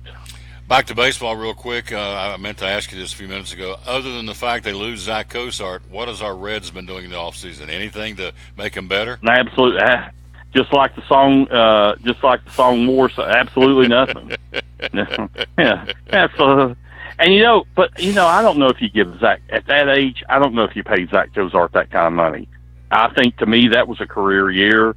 And, it's just like, really, do you want to invest in a 32-year-old, 33-year-old player who really over the years hasn't, he's been okay, but he's really been, $40, $50 million worth. Sometimes you have to go with it's time to go with younger players. I mean, when he was hurt last year, they did okay without him in the lineup. So I think I just was like, don't spend that kind of money on a player like Cozart. Let somebody else overspend and overpay for him. In closing, by the time we get back on the air, January the 2nd, we've already played the 2 big bowl games, of course, the Final Four in college football. So, Carmichael, in closing, break them down. By the time we get back on the air, they've already been played. Tell me who you think's going to win between Alabama and Clemson, and Oklahoma and Georgia. Who are your winners and why? I think Alabama will keep it. It'll be another close game. I think Alabama's getting healthier on defense. That should help them get better. I just think Clemson has been the best team all year long. From beginning to end. I like Clemson's in another close. I mean, in the trilogy, the final battle of this trilogy between those 2 Southern teams, I like Clemson to win. I like Oklahoma to beat Georgia. I mean, Georgia has to. I think Oklahoma will play well enough defense. Georgia's just pretty much a one-dimensional team on offense. They can only run the ball. They don't throw the ball that well. I don't see how you're going to slow Oklahoma down. I don't see how Georgia's defense has not played an offense like Oklahoma. Not only can Mayfield throw the ball, but Oklahoma can run the ball very well. So I don't see how they're going to be able to slow them down. So I look for Clemson, Oklahoma to be in the national championship game. Wow. All right, so we'll see. And one final thing in sports, sad passing last night, Dick Enberg. It was late I was up late watching the NBA about 1 a.m. when the news broke about him. One of the great sports announcers of our era, of our generation. I mean, first started seeing Dick Enberg when he did the game show Sports Challenge, where you brought all the old athletes in and played this quiz show type game. They did that for several years. He was the voice of UCLA basketball for Eddie Einstein, who was one of the former owners of the White Sox. Would have college basketball, of course, maybe one of the best 3-man broadcasting crews in any sports. Enberg, McGuire, and Packer doing college basketball in the late 70s and early 80s. Hall of Fame baseball announcer, almost Hall of Fame football announcer. His years with NBC, Merlin Olsen especially, calling National Football League and the Rose Bowl. I mean, for many years he did the Rose Bowl game. So just a sad day in sports broadcasting today. Absolutely. And of course, he coined the phrase, oh my, and of course, passed away yesterday at the age of 82. Sad story. They were supposed to fly to Boston, and so he didn't arrive when he was supposed to, so they went back to his house in San Diego and checked him and found him there with his bags packed. So I guess he's died of a heart attack, or I'm not sure what the cause of death, but sad story, right. 82 years old. Yes, he also did some, back in the day, sometimes I'd leave my radio on at night and to WETS, and they would play opera music, and he did the San Diego Opera. He even did the voiceovers of the music pieces for the San Diego Opera. So he just a versatile and just a wonderful announcer. You got it.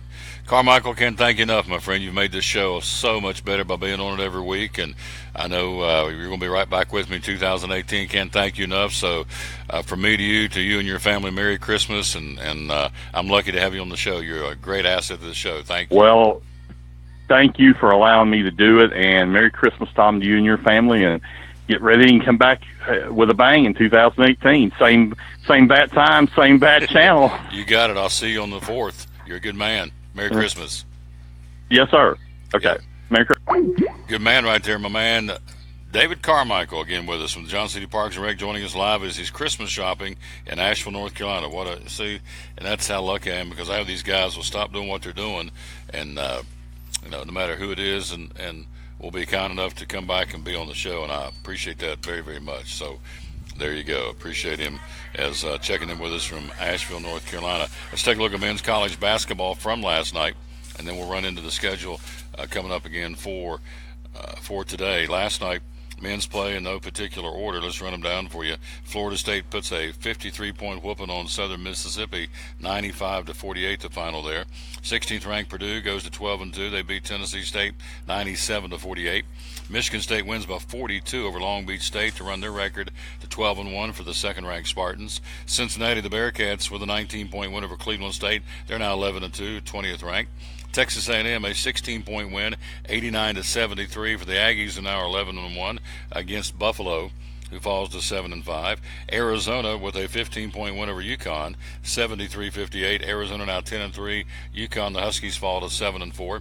One upset, San Diego State with a 2-point win. They're now 8-3 as they upended Gonzaga, 72-70. The Bulldogs now 10-3 on the season, and then 14th ranked Kansas, no problem with a 21-point win on the road at Stanford last night, 75-54. Today, third-ranked Arizona State hosting Pacific. 21st-ranked Texas Tech hosting ACU.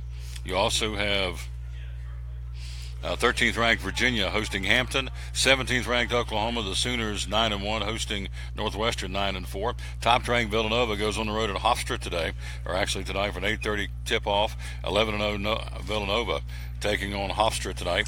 You also have Northern Illinois hosting 9th-ranked Xavier. The Musketeers 11-1, and then William & Mary travels to TCU, take on the Horned Frogs, who are undefeated and 15th in the country. William & Mary at 7-3. Of course, three big ones tomorrow, as we told you.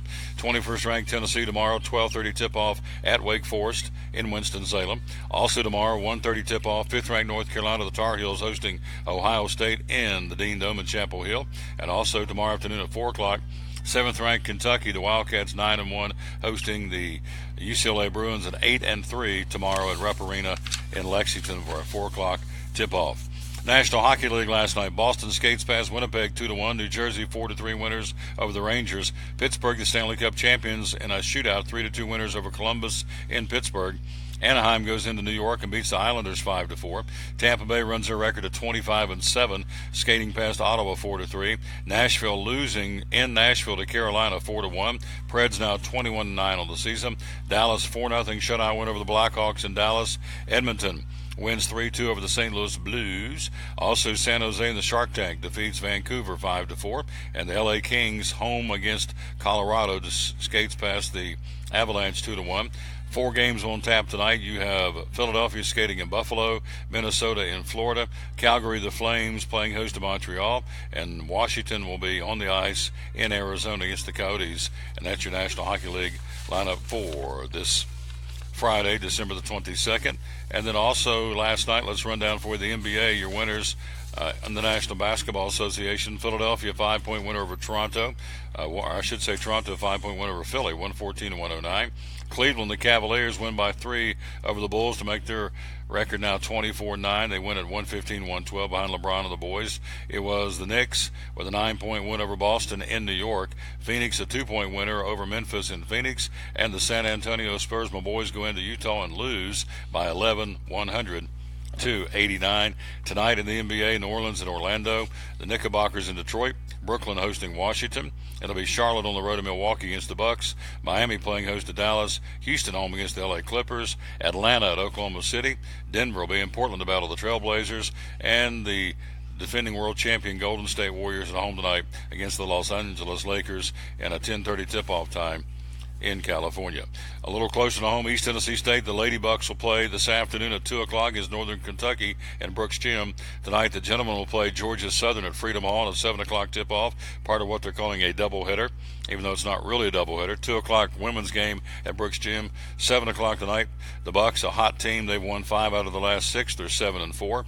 Georgia Southern, a former member of the Southern Conference, has won 4 out of the last 5. 30th meeting between the two. Georgia Southern leads the series 17-12. Last meeting was 12 years ago when the Bucks beat them 97-91 again in Georgia back in 2005. So tip-off tonight at 7 o'clock, Freedom Hall, the Bucks and Georgia Southern, and at 2 o'clock this afternoon, the Lady Bucks taking on the ladies from Northern Kentucky at Brooks Gym on the campus of East Tennessee State University. We'll take a quick break, come right back, and we move on here again on this Friday afternoon. We still have yet to come high school basketball. I'll tell you who won last night, who's playing today on both the girls' side and the guys' side, all that and more. But coming up next, we'll check in with Jeremiah Clark. We'll also got Dave Martin from WLW Radio in Cincinnati. We'll have him join us coming up here in a few. And also Andy Dietrich will come back and wrap things up for us on our final show of the year right after this time out on the Tom Taylor Sports Show. This is Phil Pipkin, owner of Phil's Dream Pit. Do you like smoked turkey? Do you like smoked ham? For your Christmas or New Year's dinner, enjoy a spiral sliced smoked ham or smoked turkey breast smoked right here at Phil's Dream Pit. Smoked hams, 9 to 11 pounds at $8.50 a pound. The smoked turkey breast goes from 2 to 4 pounds at $11.49 per pound. Order by Tuesday, December the 19th. Pick up Friday, December the 22nd, or Saturday, December 23rd. Let us take care of your Christmas or New Year's dinner with a smoked turkey breast or spiral smoked ham. Call 349-6437. Phil's Dream Pit, the quest for perfect barbecue. American Import and Auto Repair in Johnson City takes care of both male and female customers, but owner Kim Smith says they have a special care and concern for ladies. Being a female in what's considered a man's business, I understand the trepidation that women may have when they come to the shop. They feel like they don't know about cars, they might be intimidated, but that's not the way we do business. Everybody's treated the same. We take the time to explain anything that they have questions about, the repair, the process, the part. We want to make sure people are comfortable with what we're going to do to their vehicle and that they understand. We do cater to women in a sense. We have a real nice waiting room with nice Keurig coffee and flavored creamers, air-conditioned, cushioned seats, TV, everything a girl could want while she waits for her car to be fixed. American Import and Auto Repair in Johnson City, open 6 days a week. Call today at 913-3111. It's Friday night at 7 o'clock. You've been involved in a car accident. You may be out of state on vacation or just a few miles from home. What do you do? Who do you call? At Farmers Insurance Group, one call is all you have to make. Hello, this is Jim Klein, an agent with Farmers Insurance. It's called One and Done. You don't have to wait till Monday morning to file a claim. You can make the initial call and we'll begin right away to help you. We assist you in moving the vehicle to a certified repair shop, getting you set up with rental car, and informing your agent. Then here at the staff at Jim Klein Farmers Insurance, we follow the claim through to the end. It's that easy. One and Done. We're your one and done location for all your insurance needs. Auto, home, life, commercial, workers' comp, and bonds. We can help you with all your insurance needs. Give me a call today, Jim Klein Farmers Insurance at 247-5400. Your one and done location in Kingsport, 247-5400. The 2018 Cal Calendar in now for a limited time at Chick-fil-A, The Crossings in North Johnson City. A 20th anniversary retrospective titled Steers of Yesteryear, including a card with a wide range of free food offerings across the Chick-fil-A menu. Only $8 plus tax, but hurry, supplies are limited. Each month gives you the chance to collect free Chick-fil-A menu items. The offers vary each month, but hurry, supplies are limited. The 2018 Chick-fil-A Steers of Yesteryear Calendar on sale now at Chick-fil-A at The Crossings in North Johnson City.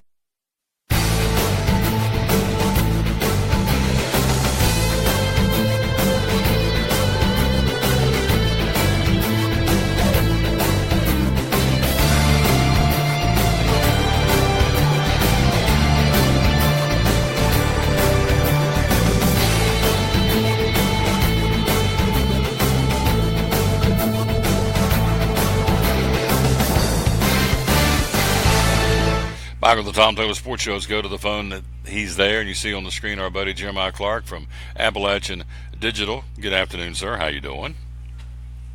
I'm doing great. How are you, sir? Just fine, sir. Thank you for checking in with us. And for folks out there that see Appalachian Digital, I talk about you as much as I can, but give them a testimonial, or actually give you an infomercial, if you will. Tell them all about Appalachian Digital. What's it all about, and how can you help folks? Yeah, so our mission at Appalachian Digital is to help you tell your unique story, and that's what we do with all of our clients, whether it be that they just need a simple, just informational website, if they need assistance with content marketing for email newsletters, social media management, or just help with social media in general, or anything of the above. That's what we're here to help with. Yep, and so you're doing well. I know you've secured the website for Speedway and Lights, which is a really good thing, and so you've grown a lot. You're working on some new websites, so kind of give us an overview about your growth of the company in 2017. Yeah, 2017 was a very large growth year for Appalachian Digital, and right now we actually have a lot of momentum going into 2018. Several I don't like using the word prospects, but we've got several projects in the pipeline for some new business that's going to be rolling out starting in January and moving forward.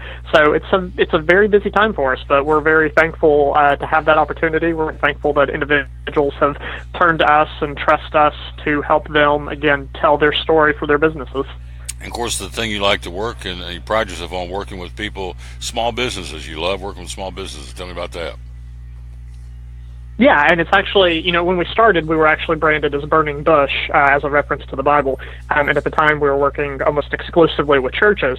And churches still make up a huge base of their clients, as well as nonprofits. We're actually working on a nonprofit right now that they're not live yet, just because we're still adding some more content. But it's been one of my most fun projects to work on. They won't mind me doing this publicity for them. It's actually Greene County Genealogical Society down in Greenville, and it's been so much fun doing this project because just me and my background, I'm a history fanatic, but they've been having to provide all this content, all these old pictures from the 1800s, early 1900s, just all this information and content and stuff that they basically just had to come to us and say, here's just all of this stuff that we have. How do we do this? And so figuring out a way to build a website that's going to make it easy for people visiting that website to pull it up and easily go through all these archives and search, whether it be by people or places or events. It's been a lot of fun, and just kind of seeing all of this content coming out of Greenville. This is our backyard. It's been a really fun, exciting process. They've been pleased with what we've developed for them, and like I said, I've personally just really enjoyed building their website because I know that it helps them, and we get enjoyment out of it. Absolutely. So that's one. And of course, we mentioned Speedway and Lights. So tell us how to get to that website and see firsthand the work that you and Michael do, and then maybe some of the other folks you brought on board this year. Yeah, so speedwayandlights.org. Basically, go there and it gives you the directions on how to get to the Speedway. It lets you know the times that they're open, their schedule, and also talks about the other events that are going on there, such as the ice rink and the Santa's Village. And then, other projects, again, got a couple in the pipeline. We did just finish a redesign for a business based out of Kentucky. It's actually a funny story there. The way that they found us was they started Googling, trying to find small businesses that could help them with some website work. And because we have the word Appalachian in our title, they went, oh, wow, that's somebody in our backyard. And so that's actually how they found us, which was quite amazing. So we did a redesign for them. They already had an existing website, but it was several years old, needed a cleanup. So that's something that we work with. And that's something that we offer all of our clients moving forward. Something that we do is at least every couple of years we offer them the chance to go in and let us do a redesign on their website just to make sure that it stays fresh and has a new feel to it. Because a lot of websites can very easily start to have a very outdated feel to them, and we never want our clients to feel that they have an outdated website.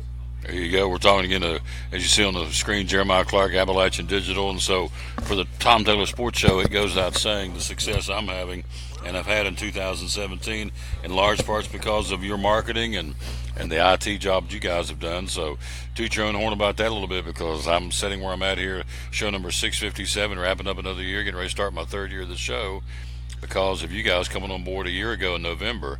So you've been with me now, 13 months, and it has been great guns ever since. And so I want to thank you publicly and personally for what you've done, you and Michael. But for those folks out there watching, listening, that may have a similar situation like I do, tell them how you can help us, because you've grown my show, that you can grow theirs too. Yeah, absolutely. And, we always track analytic data month to month to let our clients know, how many people are visiting their website or looking at their social media accounts. And based off of that data, we can make recommendations and suggestions on things that you can do to improve improve your online presence as well. But yeah, you can easily get in touch with us simply by visiting AppalachianDigital.com. There's a contact form on the website. And while you're on the website, there's actually a tab you'll see that's labeled, Our Work, that when you click on it, it highlights just a few of our clients. Not everybody's up on the website, but it does highlight a few of our clients.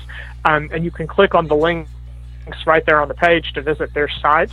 And we highly recommend that to people that are, thinking about checking us out as far as possibly being a provider for you, just because that way you can see an example of our other work and, maybe get some ideas on styles and designs and layout concepts that we've previously incorporated elsewhere that you might have that you might want us to try to incorporate onto your website. But with that, I always stress that everything that we do is custom from the ground up. We never want anybody to feel like they have a cookie cutter website that's just like everyone out there. We always want to design it around your needs and the content and information that you're wanting on a website. And with that, we never turn a website on before you've approved it. We make sure that you're completely happy with it. And then we're always open to making any changes that you request moving forward. With that as well, we always do make sure that you have access to the back-end part of the website as well. We're always here to make updates and be available for you, but as time goes on, more and more people are tech savvy to an extent that, they feel comfortable doing some basic website work. So we like to be able to make sure that you have that access to be able to log in, make small changes yourself if you want to, if you're comfortable doing that. And again, if not, we're always here to help you make those changes and make those updates. You got it, AppalachianDigital.com. So in closing here, calendar year 2017, give me, in your humble opinion, the percentile of growth of this show thanks to Appalachian Digital. How much do you think we've grown in 2017 off the top of your head? Oh, goodness. Top of my head. I know that I hate to always keep going back to last November, but when we came on board with you last November, the month of October, you had a total of 6,000 page views for the month of October. This month, not this month, but this year, I want to say that your lowest page view month was maybe 30,000, and most months were way beyond that. So as far as a percentage growth, we're talking hundreds of times over percentage growth as far as number of followers, number of page views, number of people interacting with your content. And of course, for a show such as yourself, you've got times when you have contests and you have other peak times when the races come to town and everything else. So, you do have special events that do make more people tune in than just normal, but still, you can still look at the trend over the course of the year, and even taking those humps into consideration, you've had a solid upward growth curve month over month. Every single month, you've had more people choosing to follow your show than the month before. So you have always had growth month over month. So that's been really awesome to watch. That's it. And it's all because, in large part, to what these gentlemen do, getting the word out. AppalachianDigital.com. Of course, we are blessed with some great guests. We've had some on today. Got one more to do coming out of Cincinnati here in a moment. Then Andy's going to wrap up the show. So we've had great guests, great content, and again, great sponsors to make this thing go. So we just kind of get in here and sing a little bass and get out of the way and let everybody else do the show. We'll let Jeremiah and Michael take care of the technical end of it. Put our guests on, let them take care of the content. I'm just kind of a setup guy, so it works, and we love being here and love doing this. So Jeremiah, again, cannot thank you and Michael enough. Merry Christmas to you and your family, and to his family as well, and we'll pick back up on January 2nd, ready to roll. But again, as you said, we went from 6,000 over 30,000 page views. That's 5 times, if I'm doing my math right, 5 times the increase of folks just in 13 months. And I should emphasize that 30,000 was just 1 month. I want to say that was January, February. You've had months where you've had over 100,000 interactions on your page. So yeah, don't undervalue. Yeah, no, you've had phenomenal growth this month, this year, with months well in the 6 figures. So. And in large part what you and Michael do. So happy holidays. More importantly, Merry Christmas to you and to your family. And we'll talk to you next year. Get you back on ready to roll. We'll pick back up on January the 2nd. So looking forward to it. Merry Christmas to you, my friend. Yeah, Merry Christmas to you too. See you soon. Yeah, great job. I'll tell you what, I'm lucky to have that guy right there. He does a wonderful job. He and Michael, Appalachian Digital. So if he can help me, he can certainly help you. And you can check him out on the web at AppalachianDigital.com. Before we go to the break, we'll check in with Dave Martin from WLW Radio in Cincinnati, and also my man Andy Dietrich going to wrap up the show. Let's go through some high school basketball from last night. Cosby beat Washburn 65-21. Volunteer kind of catching fire down in Churchill. They've won again. Volunteer beat Cobb County by 9. Cloudland with a 20-point win over Rockwood. Granger's boys beat Campbell County by 11. Also in the Smoky Mountain Classic in Gatlinburg, Pittman High School, Johnson Central beat Wise Central 80-58 in boys hoops. Also in the Hoopalachia Hardwood Classic, Twin Valley High School and Pilgrim's Knob, Grundy beat Hurley by 3, and Tazewell defeats Castlewood by 7 in those games. Of course, a little closer to home in the Chick-fil-A Classic from yesterday. Let's again pull out the story of our buddy Tanner Cook, as he did a good story on that. I want to get it a proper credit out of the Johnson City Press and rehash that for you. Again, the Chick-fil-A Classic, there it is. Ridgeway beat Elizabethton 90-52. Lighthouse Christian over Happy Valley 70-43. Also, you had from yesterday, where is it here? I was looking at it earlier this morning.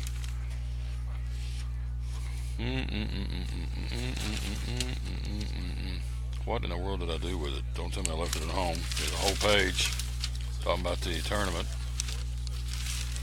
Yep, looks like I've left it at home. My apologies. So, anyway, the championship will be coming up tonight. You will have in the championship of the Chick-fil-A, here it is, Chick-fil-A Classic, 7th place Chucky Doak Happy Valley at 3:30, 5th place Sullivan Central Lighthouse Christian at 5 o'clock. Also 3rd place tonight, University School out in Nashville against Elizabethton. In the championship, Concord First Assembly versus Ridgeway. Concord First Assembly can play, folks. Saw them last night. They can flat play the game as a team. And so that's going on there. Also the action for today, Crockett at Siegel. Johnson County hosting West Wilkes, North Carolina. Also boys basketball today, East Side of Union, Honaker at J.I. Burton, and Rye Cove at Patrick Henry. That's going on today. Girls action, let's run down that for you. The winners last night on the ladies' side, Cosby beat Washburn by 5. Volunteers ladies over Cobb County by 2. Wartburg defeated Unaka's ladies by 3. Gate City's Lady Blue Devils defeat South Oldham, Kentucky by 21. And the Smoky Mountain Classic at Gatlinburg Pittman High School. Also in the Seahawk Classic, it was Wilson, South Carolina defeating Elizabethton 71-47. The Doc Maples Invitational in the consolation bracket last night, East beat Happy Valley 70-48. Sullivan Central beat Tennessee High by 7. And the semifinals, Dobbins Bennett wins by 7 over Granger. Spring Valley, West Virginia defeats Charlotte Latin, North Carolina by 11. So tonight in the championship, it will be for all the marbles, Dobbins Bennett's Lady Indians taking on Spring Valley at 5:30 for the championship at Viking Hall for the Doc Maples Holiday Hoops Invitational. Other games today at 1 o'clock, cranking up in just a few minutes, Tennessee High and Happy Valley. Sullivan East ladies against Charlotte Latin at 2:30. The Lady Cougars of Sullivan Central against Granger at 4 o'clock this afternoon in girls high school basketball. So that's what's going on there. Quick break. We'll be right back. We'll check in with our buddy Dave Martin from WLW Radio in Cincinnati. And then we'll wrap things up, as we fittingly should, with Andy Dietrich from the good folks right here at Champion Chevrolet. But first, quick break. We'll be right back. We're live here at Champion Chevrolet, inside the studio, inside the showroom here at Champion Chevrolet in the Bristol Motor Mile in Johnson City on the Tom Taylor Sports Show. American Import Auto Repair in Johnson City takes care of both male and female customers, but Owner Kim Smith says they have a special care and concern for ladies. Being a female in what's considered a man's business, I understand the trepidation that women may have when they come to the shop. They feel like they don't know about cars, they might be intimidated, but that's not the way we do business. Everybody's treated the same. We take the time to explain anything that they have questions about, the repair, the process, the part. We want to make sure people are comfortable with what we're going to do to their vehicle and that they understand. We do cater to women in a sense. We have a real nice waiting room with nice Keurig coffee and flavored creamers, air-conditioned, cushioned seats, TV, everything a girl could want while she waits for her car to be fixed. American Import Auto Repair in Johnson City, open 6 days a week. Call today at 913-3111.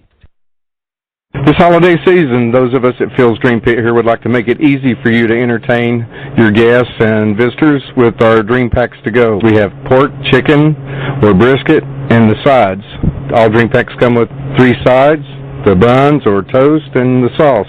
We can do these value packs from anywhere from 4 up to 50 to 100 people, just depending on how many you have to feed. Call about the Dream Packs to go at Phil's Dream Pit, 349-6437. If you're catching some waves or just playing in the yard, it is important to protect yourself. You may not feel the sun's heat, but UV rays can still damage your skin even in cloudy weather. Blue Lizard Sunscreen, recommended by pharmacists and dermatologists nationwide. Our SPF 30-plus formulations use only the highest quality ingredients for broad-spectrum protection. As a reminder to protect yourself, our bottle turns blue when UV light is present.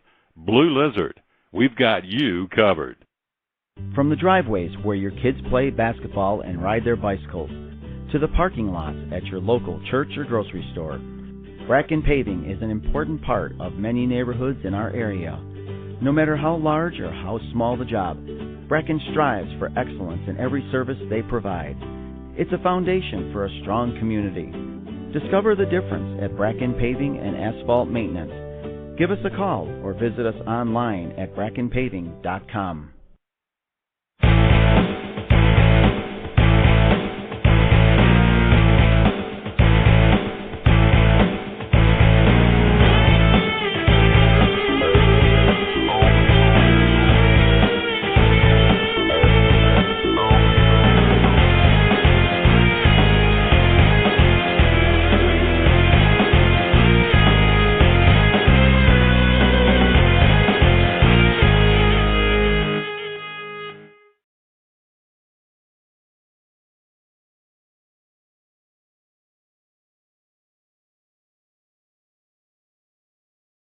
Back on the Tom Taylor Sports Show. Let's go to the phone. He's our buddy from WLW Radio in Cincinnati, the big one, on AM 700. His show covers 38 states, the American Trucking Network. Our buddy Dave Martin, riding away with Dave. And Merry Christmas and good afternoon, my friend. How are you? Yeah, thank you. It's wonderful to be able to say Merry Christmas. And boy, what a nice present we got. Compliments of our wonderful president, Donald J. Trump, signed in that big tax relief bill. And that's going to go for everybody. So everybody's excited this year. It ought to be a great, what you think? It's all good, and so we're here, Tommy? and all of a sudden I've lost volume. I can't hear my man, so I don't know what I can see. His meters are popping, but I can't hear what he's saying, so that's kind of interesting. So I'm going to step out of the way and let you talk. I want you on. So tell me about the Ohio State Buckeyes recruiting. Take it away, my friend. Yeah, can you hear me now? Hello, Tommy. Can you hear me?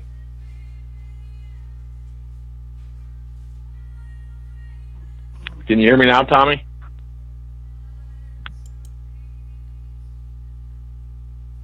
Oh, where are you at? There you go. Are you there?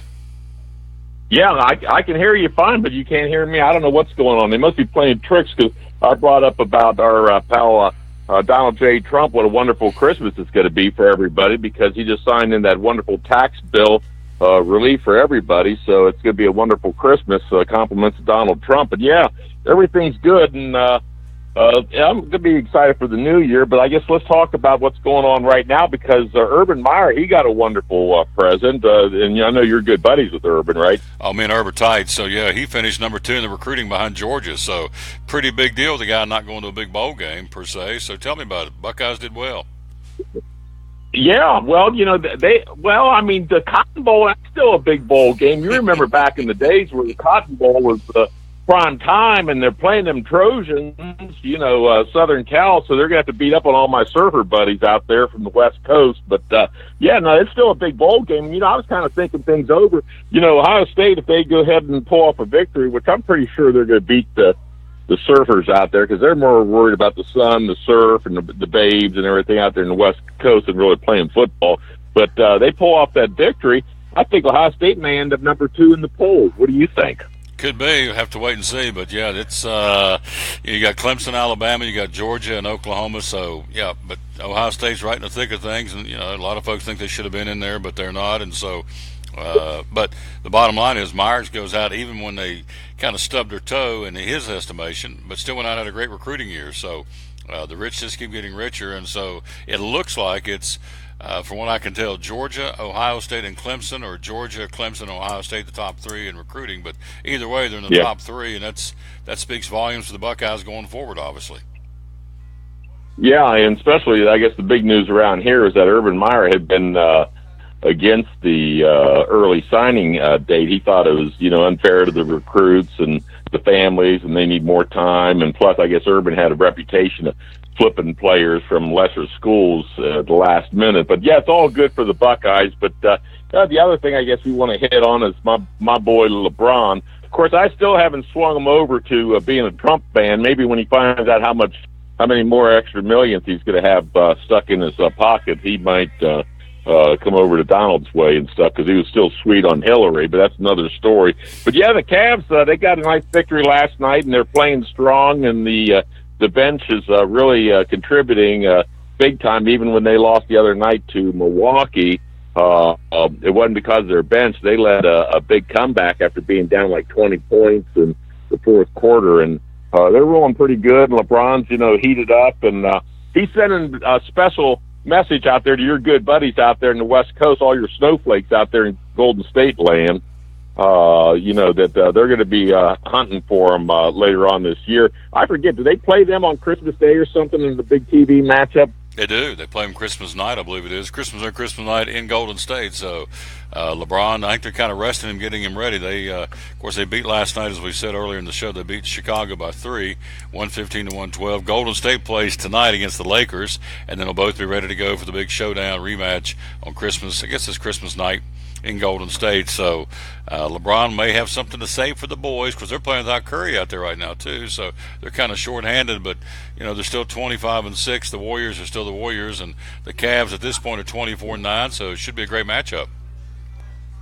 Yeah, exactly. And I think the Cavs will definitely want to make a statement in that ball game. And yeah, little Steph, I know he's rehabbing and stuff, but the Cavs are still playing with that little spark that they got in that trade, Isaiah Thomas. So they've had some other guys. Derrick Rose is still out. I'm not sure what's going on with him because they haven't been reporting a whole lot. But if he comes back, that just makes the Cavs a heck of a lot stronger. But yeah, there's a lot of action, here in Ohio and stuff. Now, there's not too much to report about the Reds, but the Indians signed some guy, and I'm not that familiar with him. This, I guess it's Yonder Mountain or Mr. Yonder for $16 million.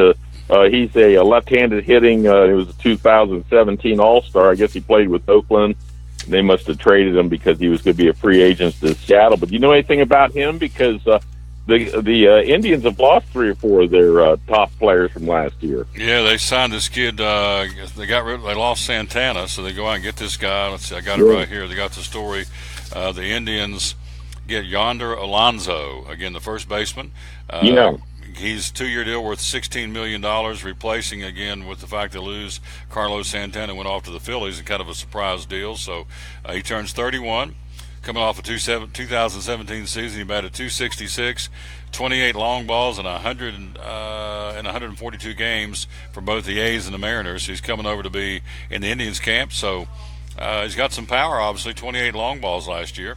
First baseman Yonder Alonso now in the Indian fold, so that should make them a stronger ball club. Although they lose a pretty good one too when they lose Santana. The Indians are coming off a 102-win season and consecutive playoff appearances.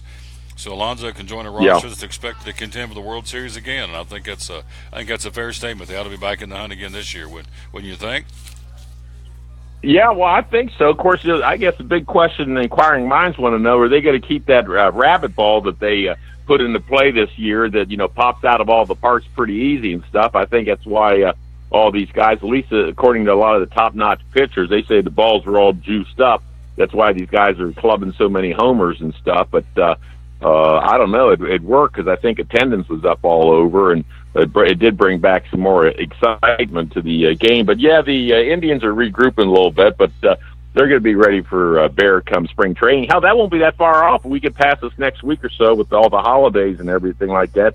Hell, in about, a little bit, month and a half or so, they start reporting down there in Arizona and Florida already for spring training. Oh yeah, I mean I'm doing a countdown. As of right now, we're 58 days away from the Daytona 500, so it's going to be right back around. You're right. Spring training will be there. The most of them report mid-February, so they're about 60, 65 days out from cranking back up baseball, which is good. That means spring's right around the corner. So we're talking to our buddy Dave Martin, WLW Radio in Cincinnati. He's going to be on a lot of the American Truckers Network. Get a chance to hear him. What'd you say? 5 straight nights you'll be on starting tonight. Is that correct?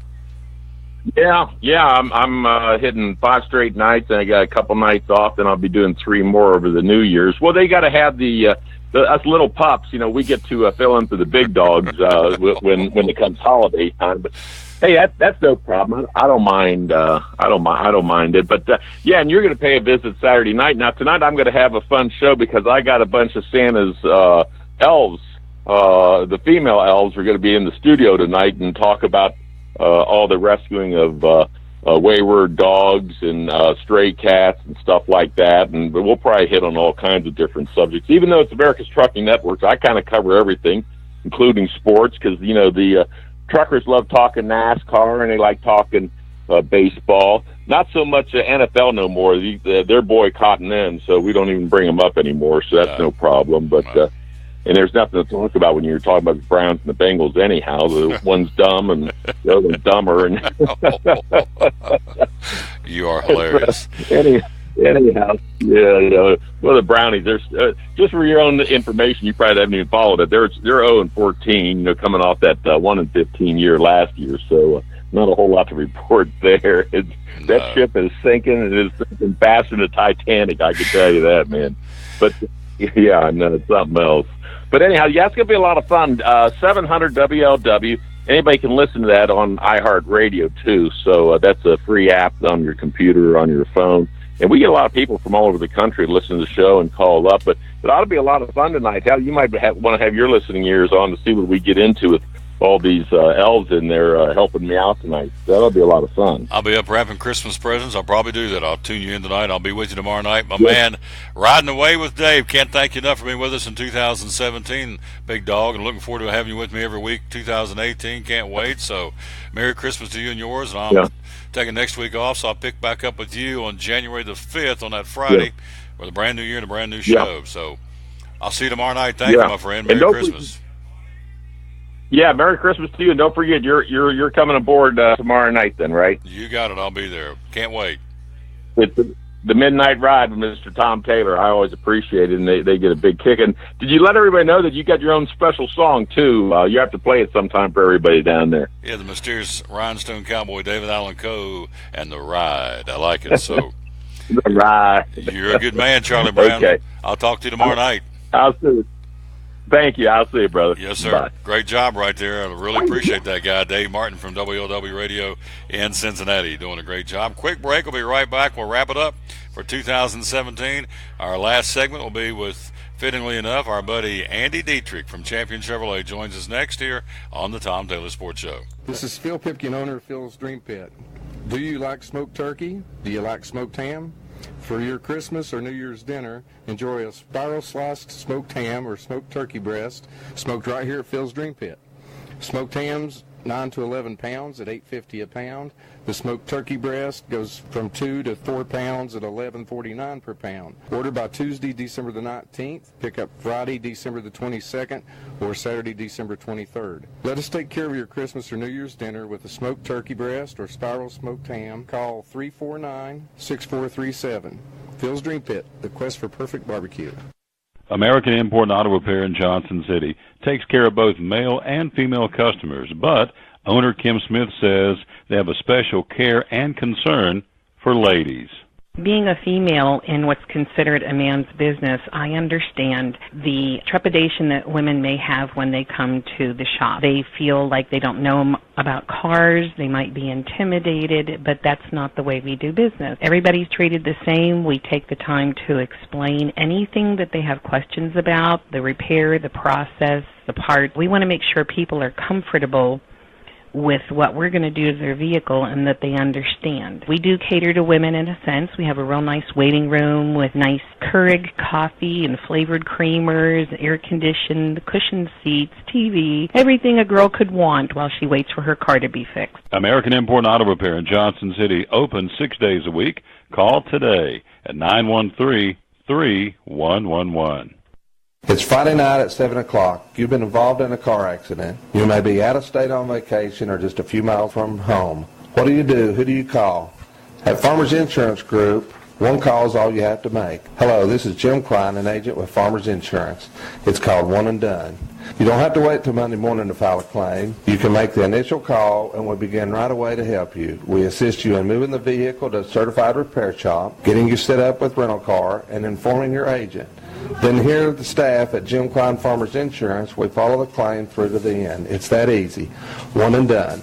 We're your one and done location for all your insurance needs. Auto, home, life, commercial, workers' comp, and bonds.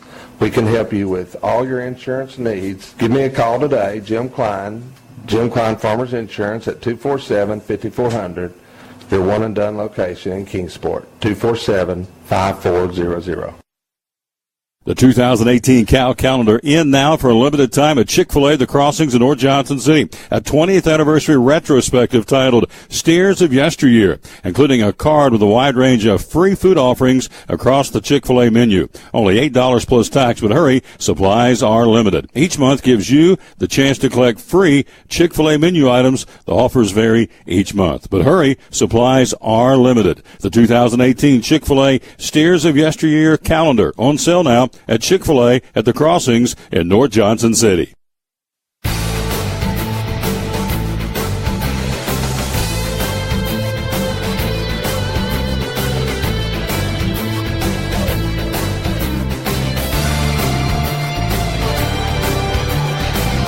So it's going on until the end of the month, and like I told you a couple weeks ago, I've only seen it happen maybe 4 times over our 11 years, and they did it for the month of November, and it was such a success they carried it in December, so it's a rare thing. Mm-hmm. Probably won't take it 3 months, though. It's like a unicorn. Yeah. You don't see too many of those. No, you don't.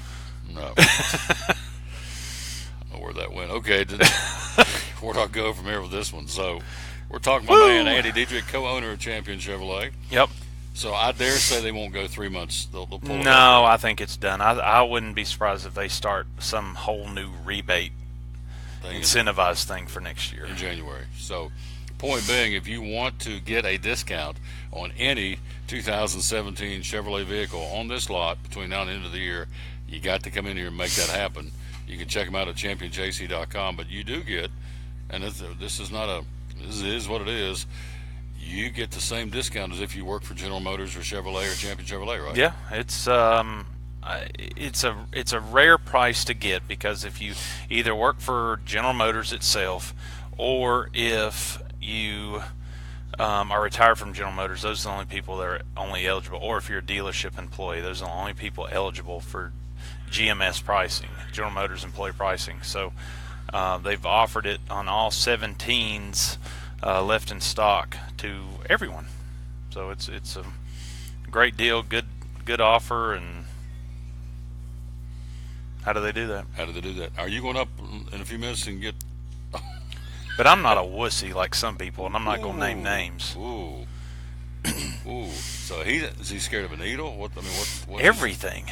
He goes, I don't like to be touched. I don't like to be poked. Nothing. So I guess he's not in here, so I can tell this, and this is we'll carry it so far, and you'll have to figure out the rest. Right. But Mickey had his done yesterday. Okay. And so Mickey called Tim and said, I've had this done before. I've never had them do this. And and it's something that they sometimes do, like when you go to a regular doctor's office, dentist. Yeah, I've heard of those dentists.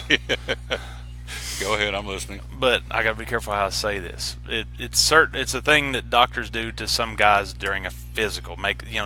It's required as part of the physical. And Mickey called Tim yesterday because he knew Tim gets so tore up about doctors first off. Well, he told him, man, I've been a doctor my whole life, and I had physicals done, and I've never had this done during a routine or exam for insurance. And so he told him that yesterday, and I heard Tim on the phone.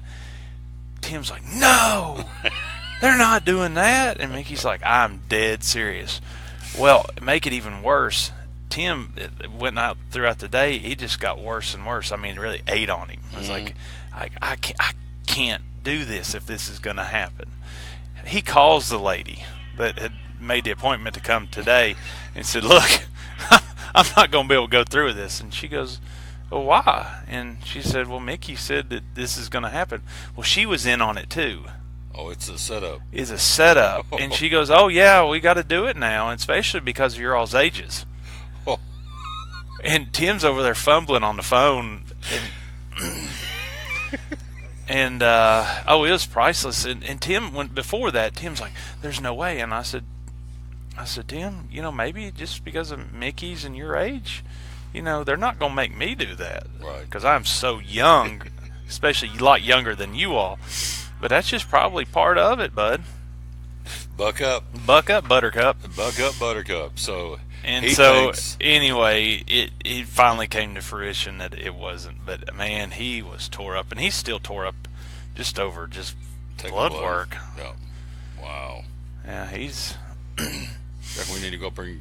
if we're here and you hear a girl scream, it's not a girl. Everybody, it's okay. It's Tim. Screaming like a girl upstairs. I'm sure he appreciates you saying all this on the show, but that's okay. How'd he do that? So, you know what? He'll never listen to it. No. Because he's not on Facebook. Oh, he doesn't know? His family he can tell him. No, well, I don't care. They laugh about it. So... Oh, what a way to end the show and end the year. So we're going to take next week. I'll be back in January the 2nd. But that'll give me... See, how many weeks have I not been on here? You haven't been here last week and a half? Week and a half, yeah. Week and a half. So look at all this good stuff we've come up with. Mm-hmm. Talk good about... stuff. Imagine not going next week and then coming back in 2 weeks. All the good stuff I'm going to have to throw out. Oh, yeah. You'll be slam next week with all these folks coming in with Christmas money. You may have to just do it by yourself. Yeah. I'll be back to the forest. So maybe you can get a wireless headset for me, and I can be working and talking on the show. Yes. Yes. That'd be good. On location. 15 feet across the show. Yeah. AD, Andy Dietrich. Yeah. How'd they do that? I like that. So, Tim's up there somewhere getting poked. He may be sucking his thumb right now and a little tear coming out of his eye. That's why I said, Tito, get me a tissue. Does he have to pee in a cup? I'd say so, yeah. So this lady already knew. I guess Mickey set her up yesterday. She was laughing all the way in here. Yeah, she was. So she carrying that little tray of needles and stuff. I guess she told I guess Mickey told him how big of a wuss he is. And well, I can add to the story because I went through the same thing about a year ago, and the lady said, "Where do you want me to meet you?" I said, "Well, I'm getting ready to do a show at Champion Chevrolet. Just meet me on a Thursday. Just meet me at Champion." So she comes in, and I remember Tim looking up, and she's coming in that little tray stuff. She had her scrubs on. He said, "Can I help me?" Just real gruff, right to the point. "Can I help you?" And I think it kind of alarmed him. She said, "Yeah, I'm looking for Tom Taylor." I said, "Yeah." So I went back in that room, and they drew blood, and went back feeding the cup, and so he was a little antsy then because he thought. I mean, God, the stories. I mean, he Go ahead. he Get had out. he had a lump on his head. Mhm. That's been 6-7 years ago, and he wouldn't go to the doctor to get it like checked out. He knew he'd need to get it removed, but he had called to set up an appointment. They said, "Well, you have to come in, and we're going to have to look at it, and then we'll set up a time Prep for you to work. come back in." Sure. And he's like, "I don't have time for that." So I had a buddy of mine that's a dermatologist. I won't name names. He was nice enough to come by here. I called him, told him the situation. He came in his showroom. He goes, "Yep, that's what it is. I'll go and turn in the paperwork, and I'll have my people call and schedule it." So he didn't have to leave here, and he had to leave to get it cut out. But So he really is just not really big on needles. I mean, I've tried to get him. So he Yeah, doesn't know. let's just be honest. We all need to have a physician. Sure. And you need to be checked out periodically if you're healthy or not. Just to do tests every year or two to make sure there's not something that you're unaware of. And I've been trying to do that with him. He won't do it. And he's probably going to feel like he's even more invincible since he's lost all this weight. But I mean, I finally broke down. I mean, I had a physician for X amount of years, and I went 10 years or so without one, and I finally got one back 5 or 6 years ago, and it's been great. It's just nice to have somebody call and say, "Hey, maybe I'm feeling this way. What, and he said, well, come in and see me, or no, I can prescribe you something." It's nice to have that. Mm-hmm. So he's up there somewhere. So I heard a big thud, like somebody just passed out. If we see an ambulance roll up, don't worry. Don't worry about it. You're killing me. Oh, he would be, if you were talking about him like this in the show, he would be mad as a wet hen. I'm telling you. So he's been kind of, you can tell he's not been a ray of sunshine today anyway. Oh, he's in a mood today. Yeah. So, but Andy's just being Andy, I'm this way every day with him. If he's in a good mood or not, it's just making it worse since he's in a bad mood today. I'm going to hate not coming over next week. It started out with that Christmas music this morning, Boy, threatening to make me leave, or he was going to leave one. I knew it was going to be a bad day. That just set the tone. Yeah. Because he does not like but, Christmas I'm the type of person, though, I will poke him a little bit because I know that because he shouldn't be that way. Exactly. We're in a happy time of year. Yes. And so... Yeah, so, I mean, he needs to come in more joyous, especially this close to Christmas, because we have a lot to be thankful for. Yes, we do. You're exactly right. We will be open tomorrow. Yes, today. tomorrow. Tomorrow's Saturday. Yes. Regular hours, and close Sunday, close Monday, and back open normal hours on Tuesday. Tuesday, ready to go. All right. Can't thank what a way to end it. What a way to end it. I thought I was him up there. Nope. What a way to end it. No, he's passed out. They're getting the smelling salts out right now. Try to bring him to. See, the problem with all this is, I'm my headset caught. The problem with all this is, one of these days he's gonna get mad because I'm sitting over laughing about it. He's gonna say, "Just don't come back. You're out." And I'm just being an innocent bystander because Heckle Jekyll over here, he's just jacking him up left and right. He's just gonna say, "You're part of this. Just don't come back because you guys are picking on me on the air." So, and I don't want that. So, because I love coming here. I mean, I got a studio built over here thanks to Cletus and who was the other one? Andy? Chris Bird. Chris Bird and Cletus Green. Cletus Green built the. And Cletus helped you with your other one? Yes, he did. And he said he was not going to accept compensation. I said, yes, you are too. So, man, it's worthy of the hire, as the good book says. You'll have to fight over that. Yeah. Oh, I'll win. I'm bigger. Is that the beauty over there? Hey, Beauty. That is her. She's not. No, she's zoned out. Yeah, I think she's selling a car. Yeah, that's what we want. All right, my man. Maybe we can get her on more next year. Maybe next year. On her contract, we can get her on more next year. Yeah. Yeah. Kristen, are you going to get on here more next year? Okay, she's shaking her head yes. Yeah, of course, she says. Is she part of the blood thing upstairs? No, it's just Tim and I. Hey, has Tim passed out up there yet? Kristen said he was screaming so loud she had to come down here. Wow, that's a witness. That's where her office is up there. Wow. See, I wasn't kidding. He was screaming so loud, Kristen had to leave her. It's uncomfortable to hear a grown man like him scream. Yeah, slash your balls. Yeah.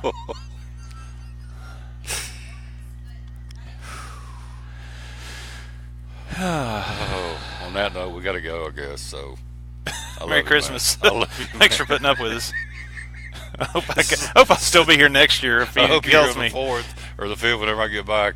Or it'll be the 4th. So it's like a reality show. It's like The Odd Couple. It's Andy and Tim. So even Kristen said it was so bad. Him up here screaming, she left the office. Yeah. You guys got me crying. Lord have mercy. What a way to end the show. Good stuff. End of the year. See you next year. See you next year. Hope Santa finds you. Hope you're here. Ho, ho, ho. Yeah, I hope you're here when I get back next year. Yeah, me too. Yeah, I hope I'm here next year. I hope I get to If not, this is Andy and Tom signing off. This is our last show. This is a great. Thanks for watching. Tim says, y'all picked on me too much. You ain't coming back.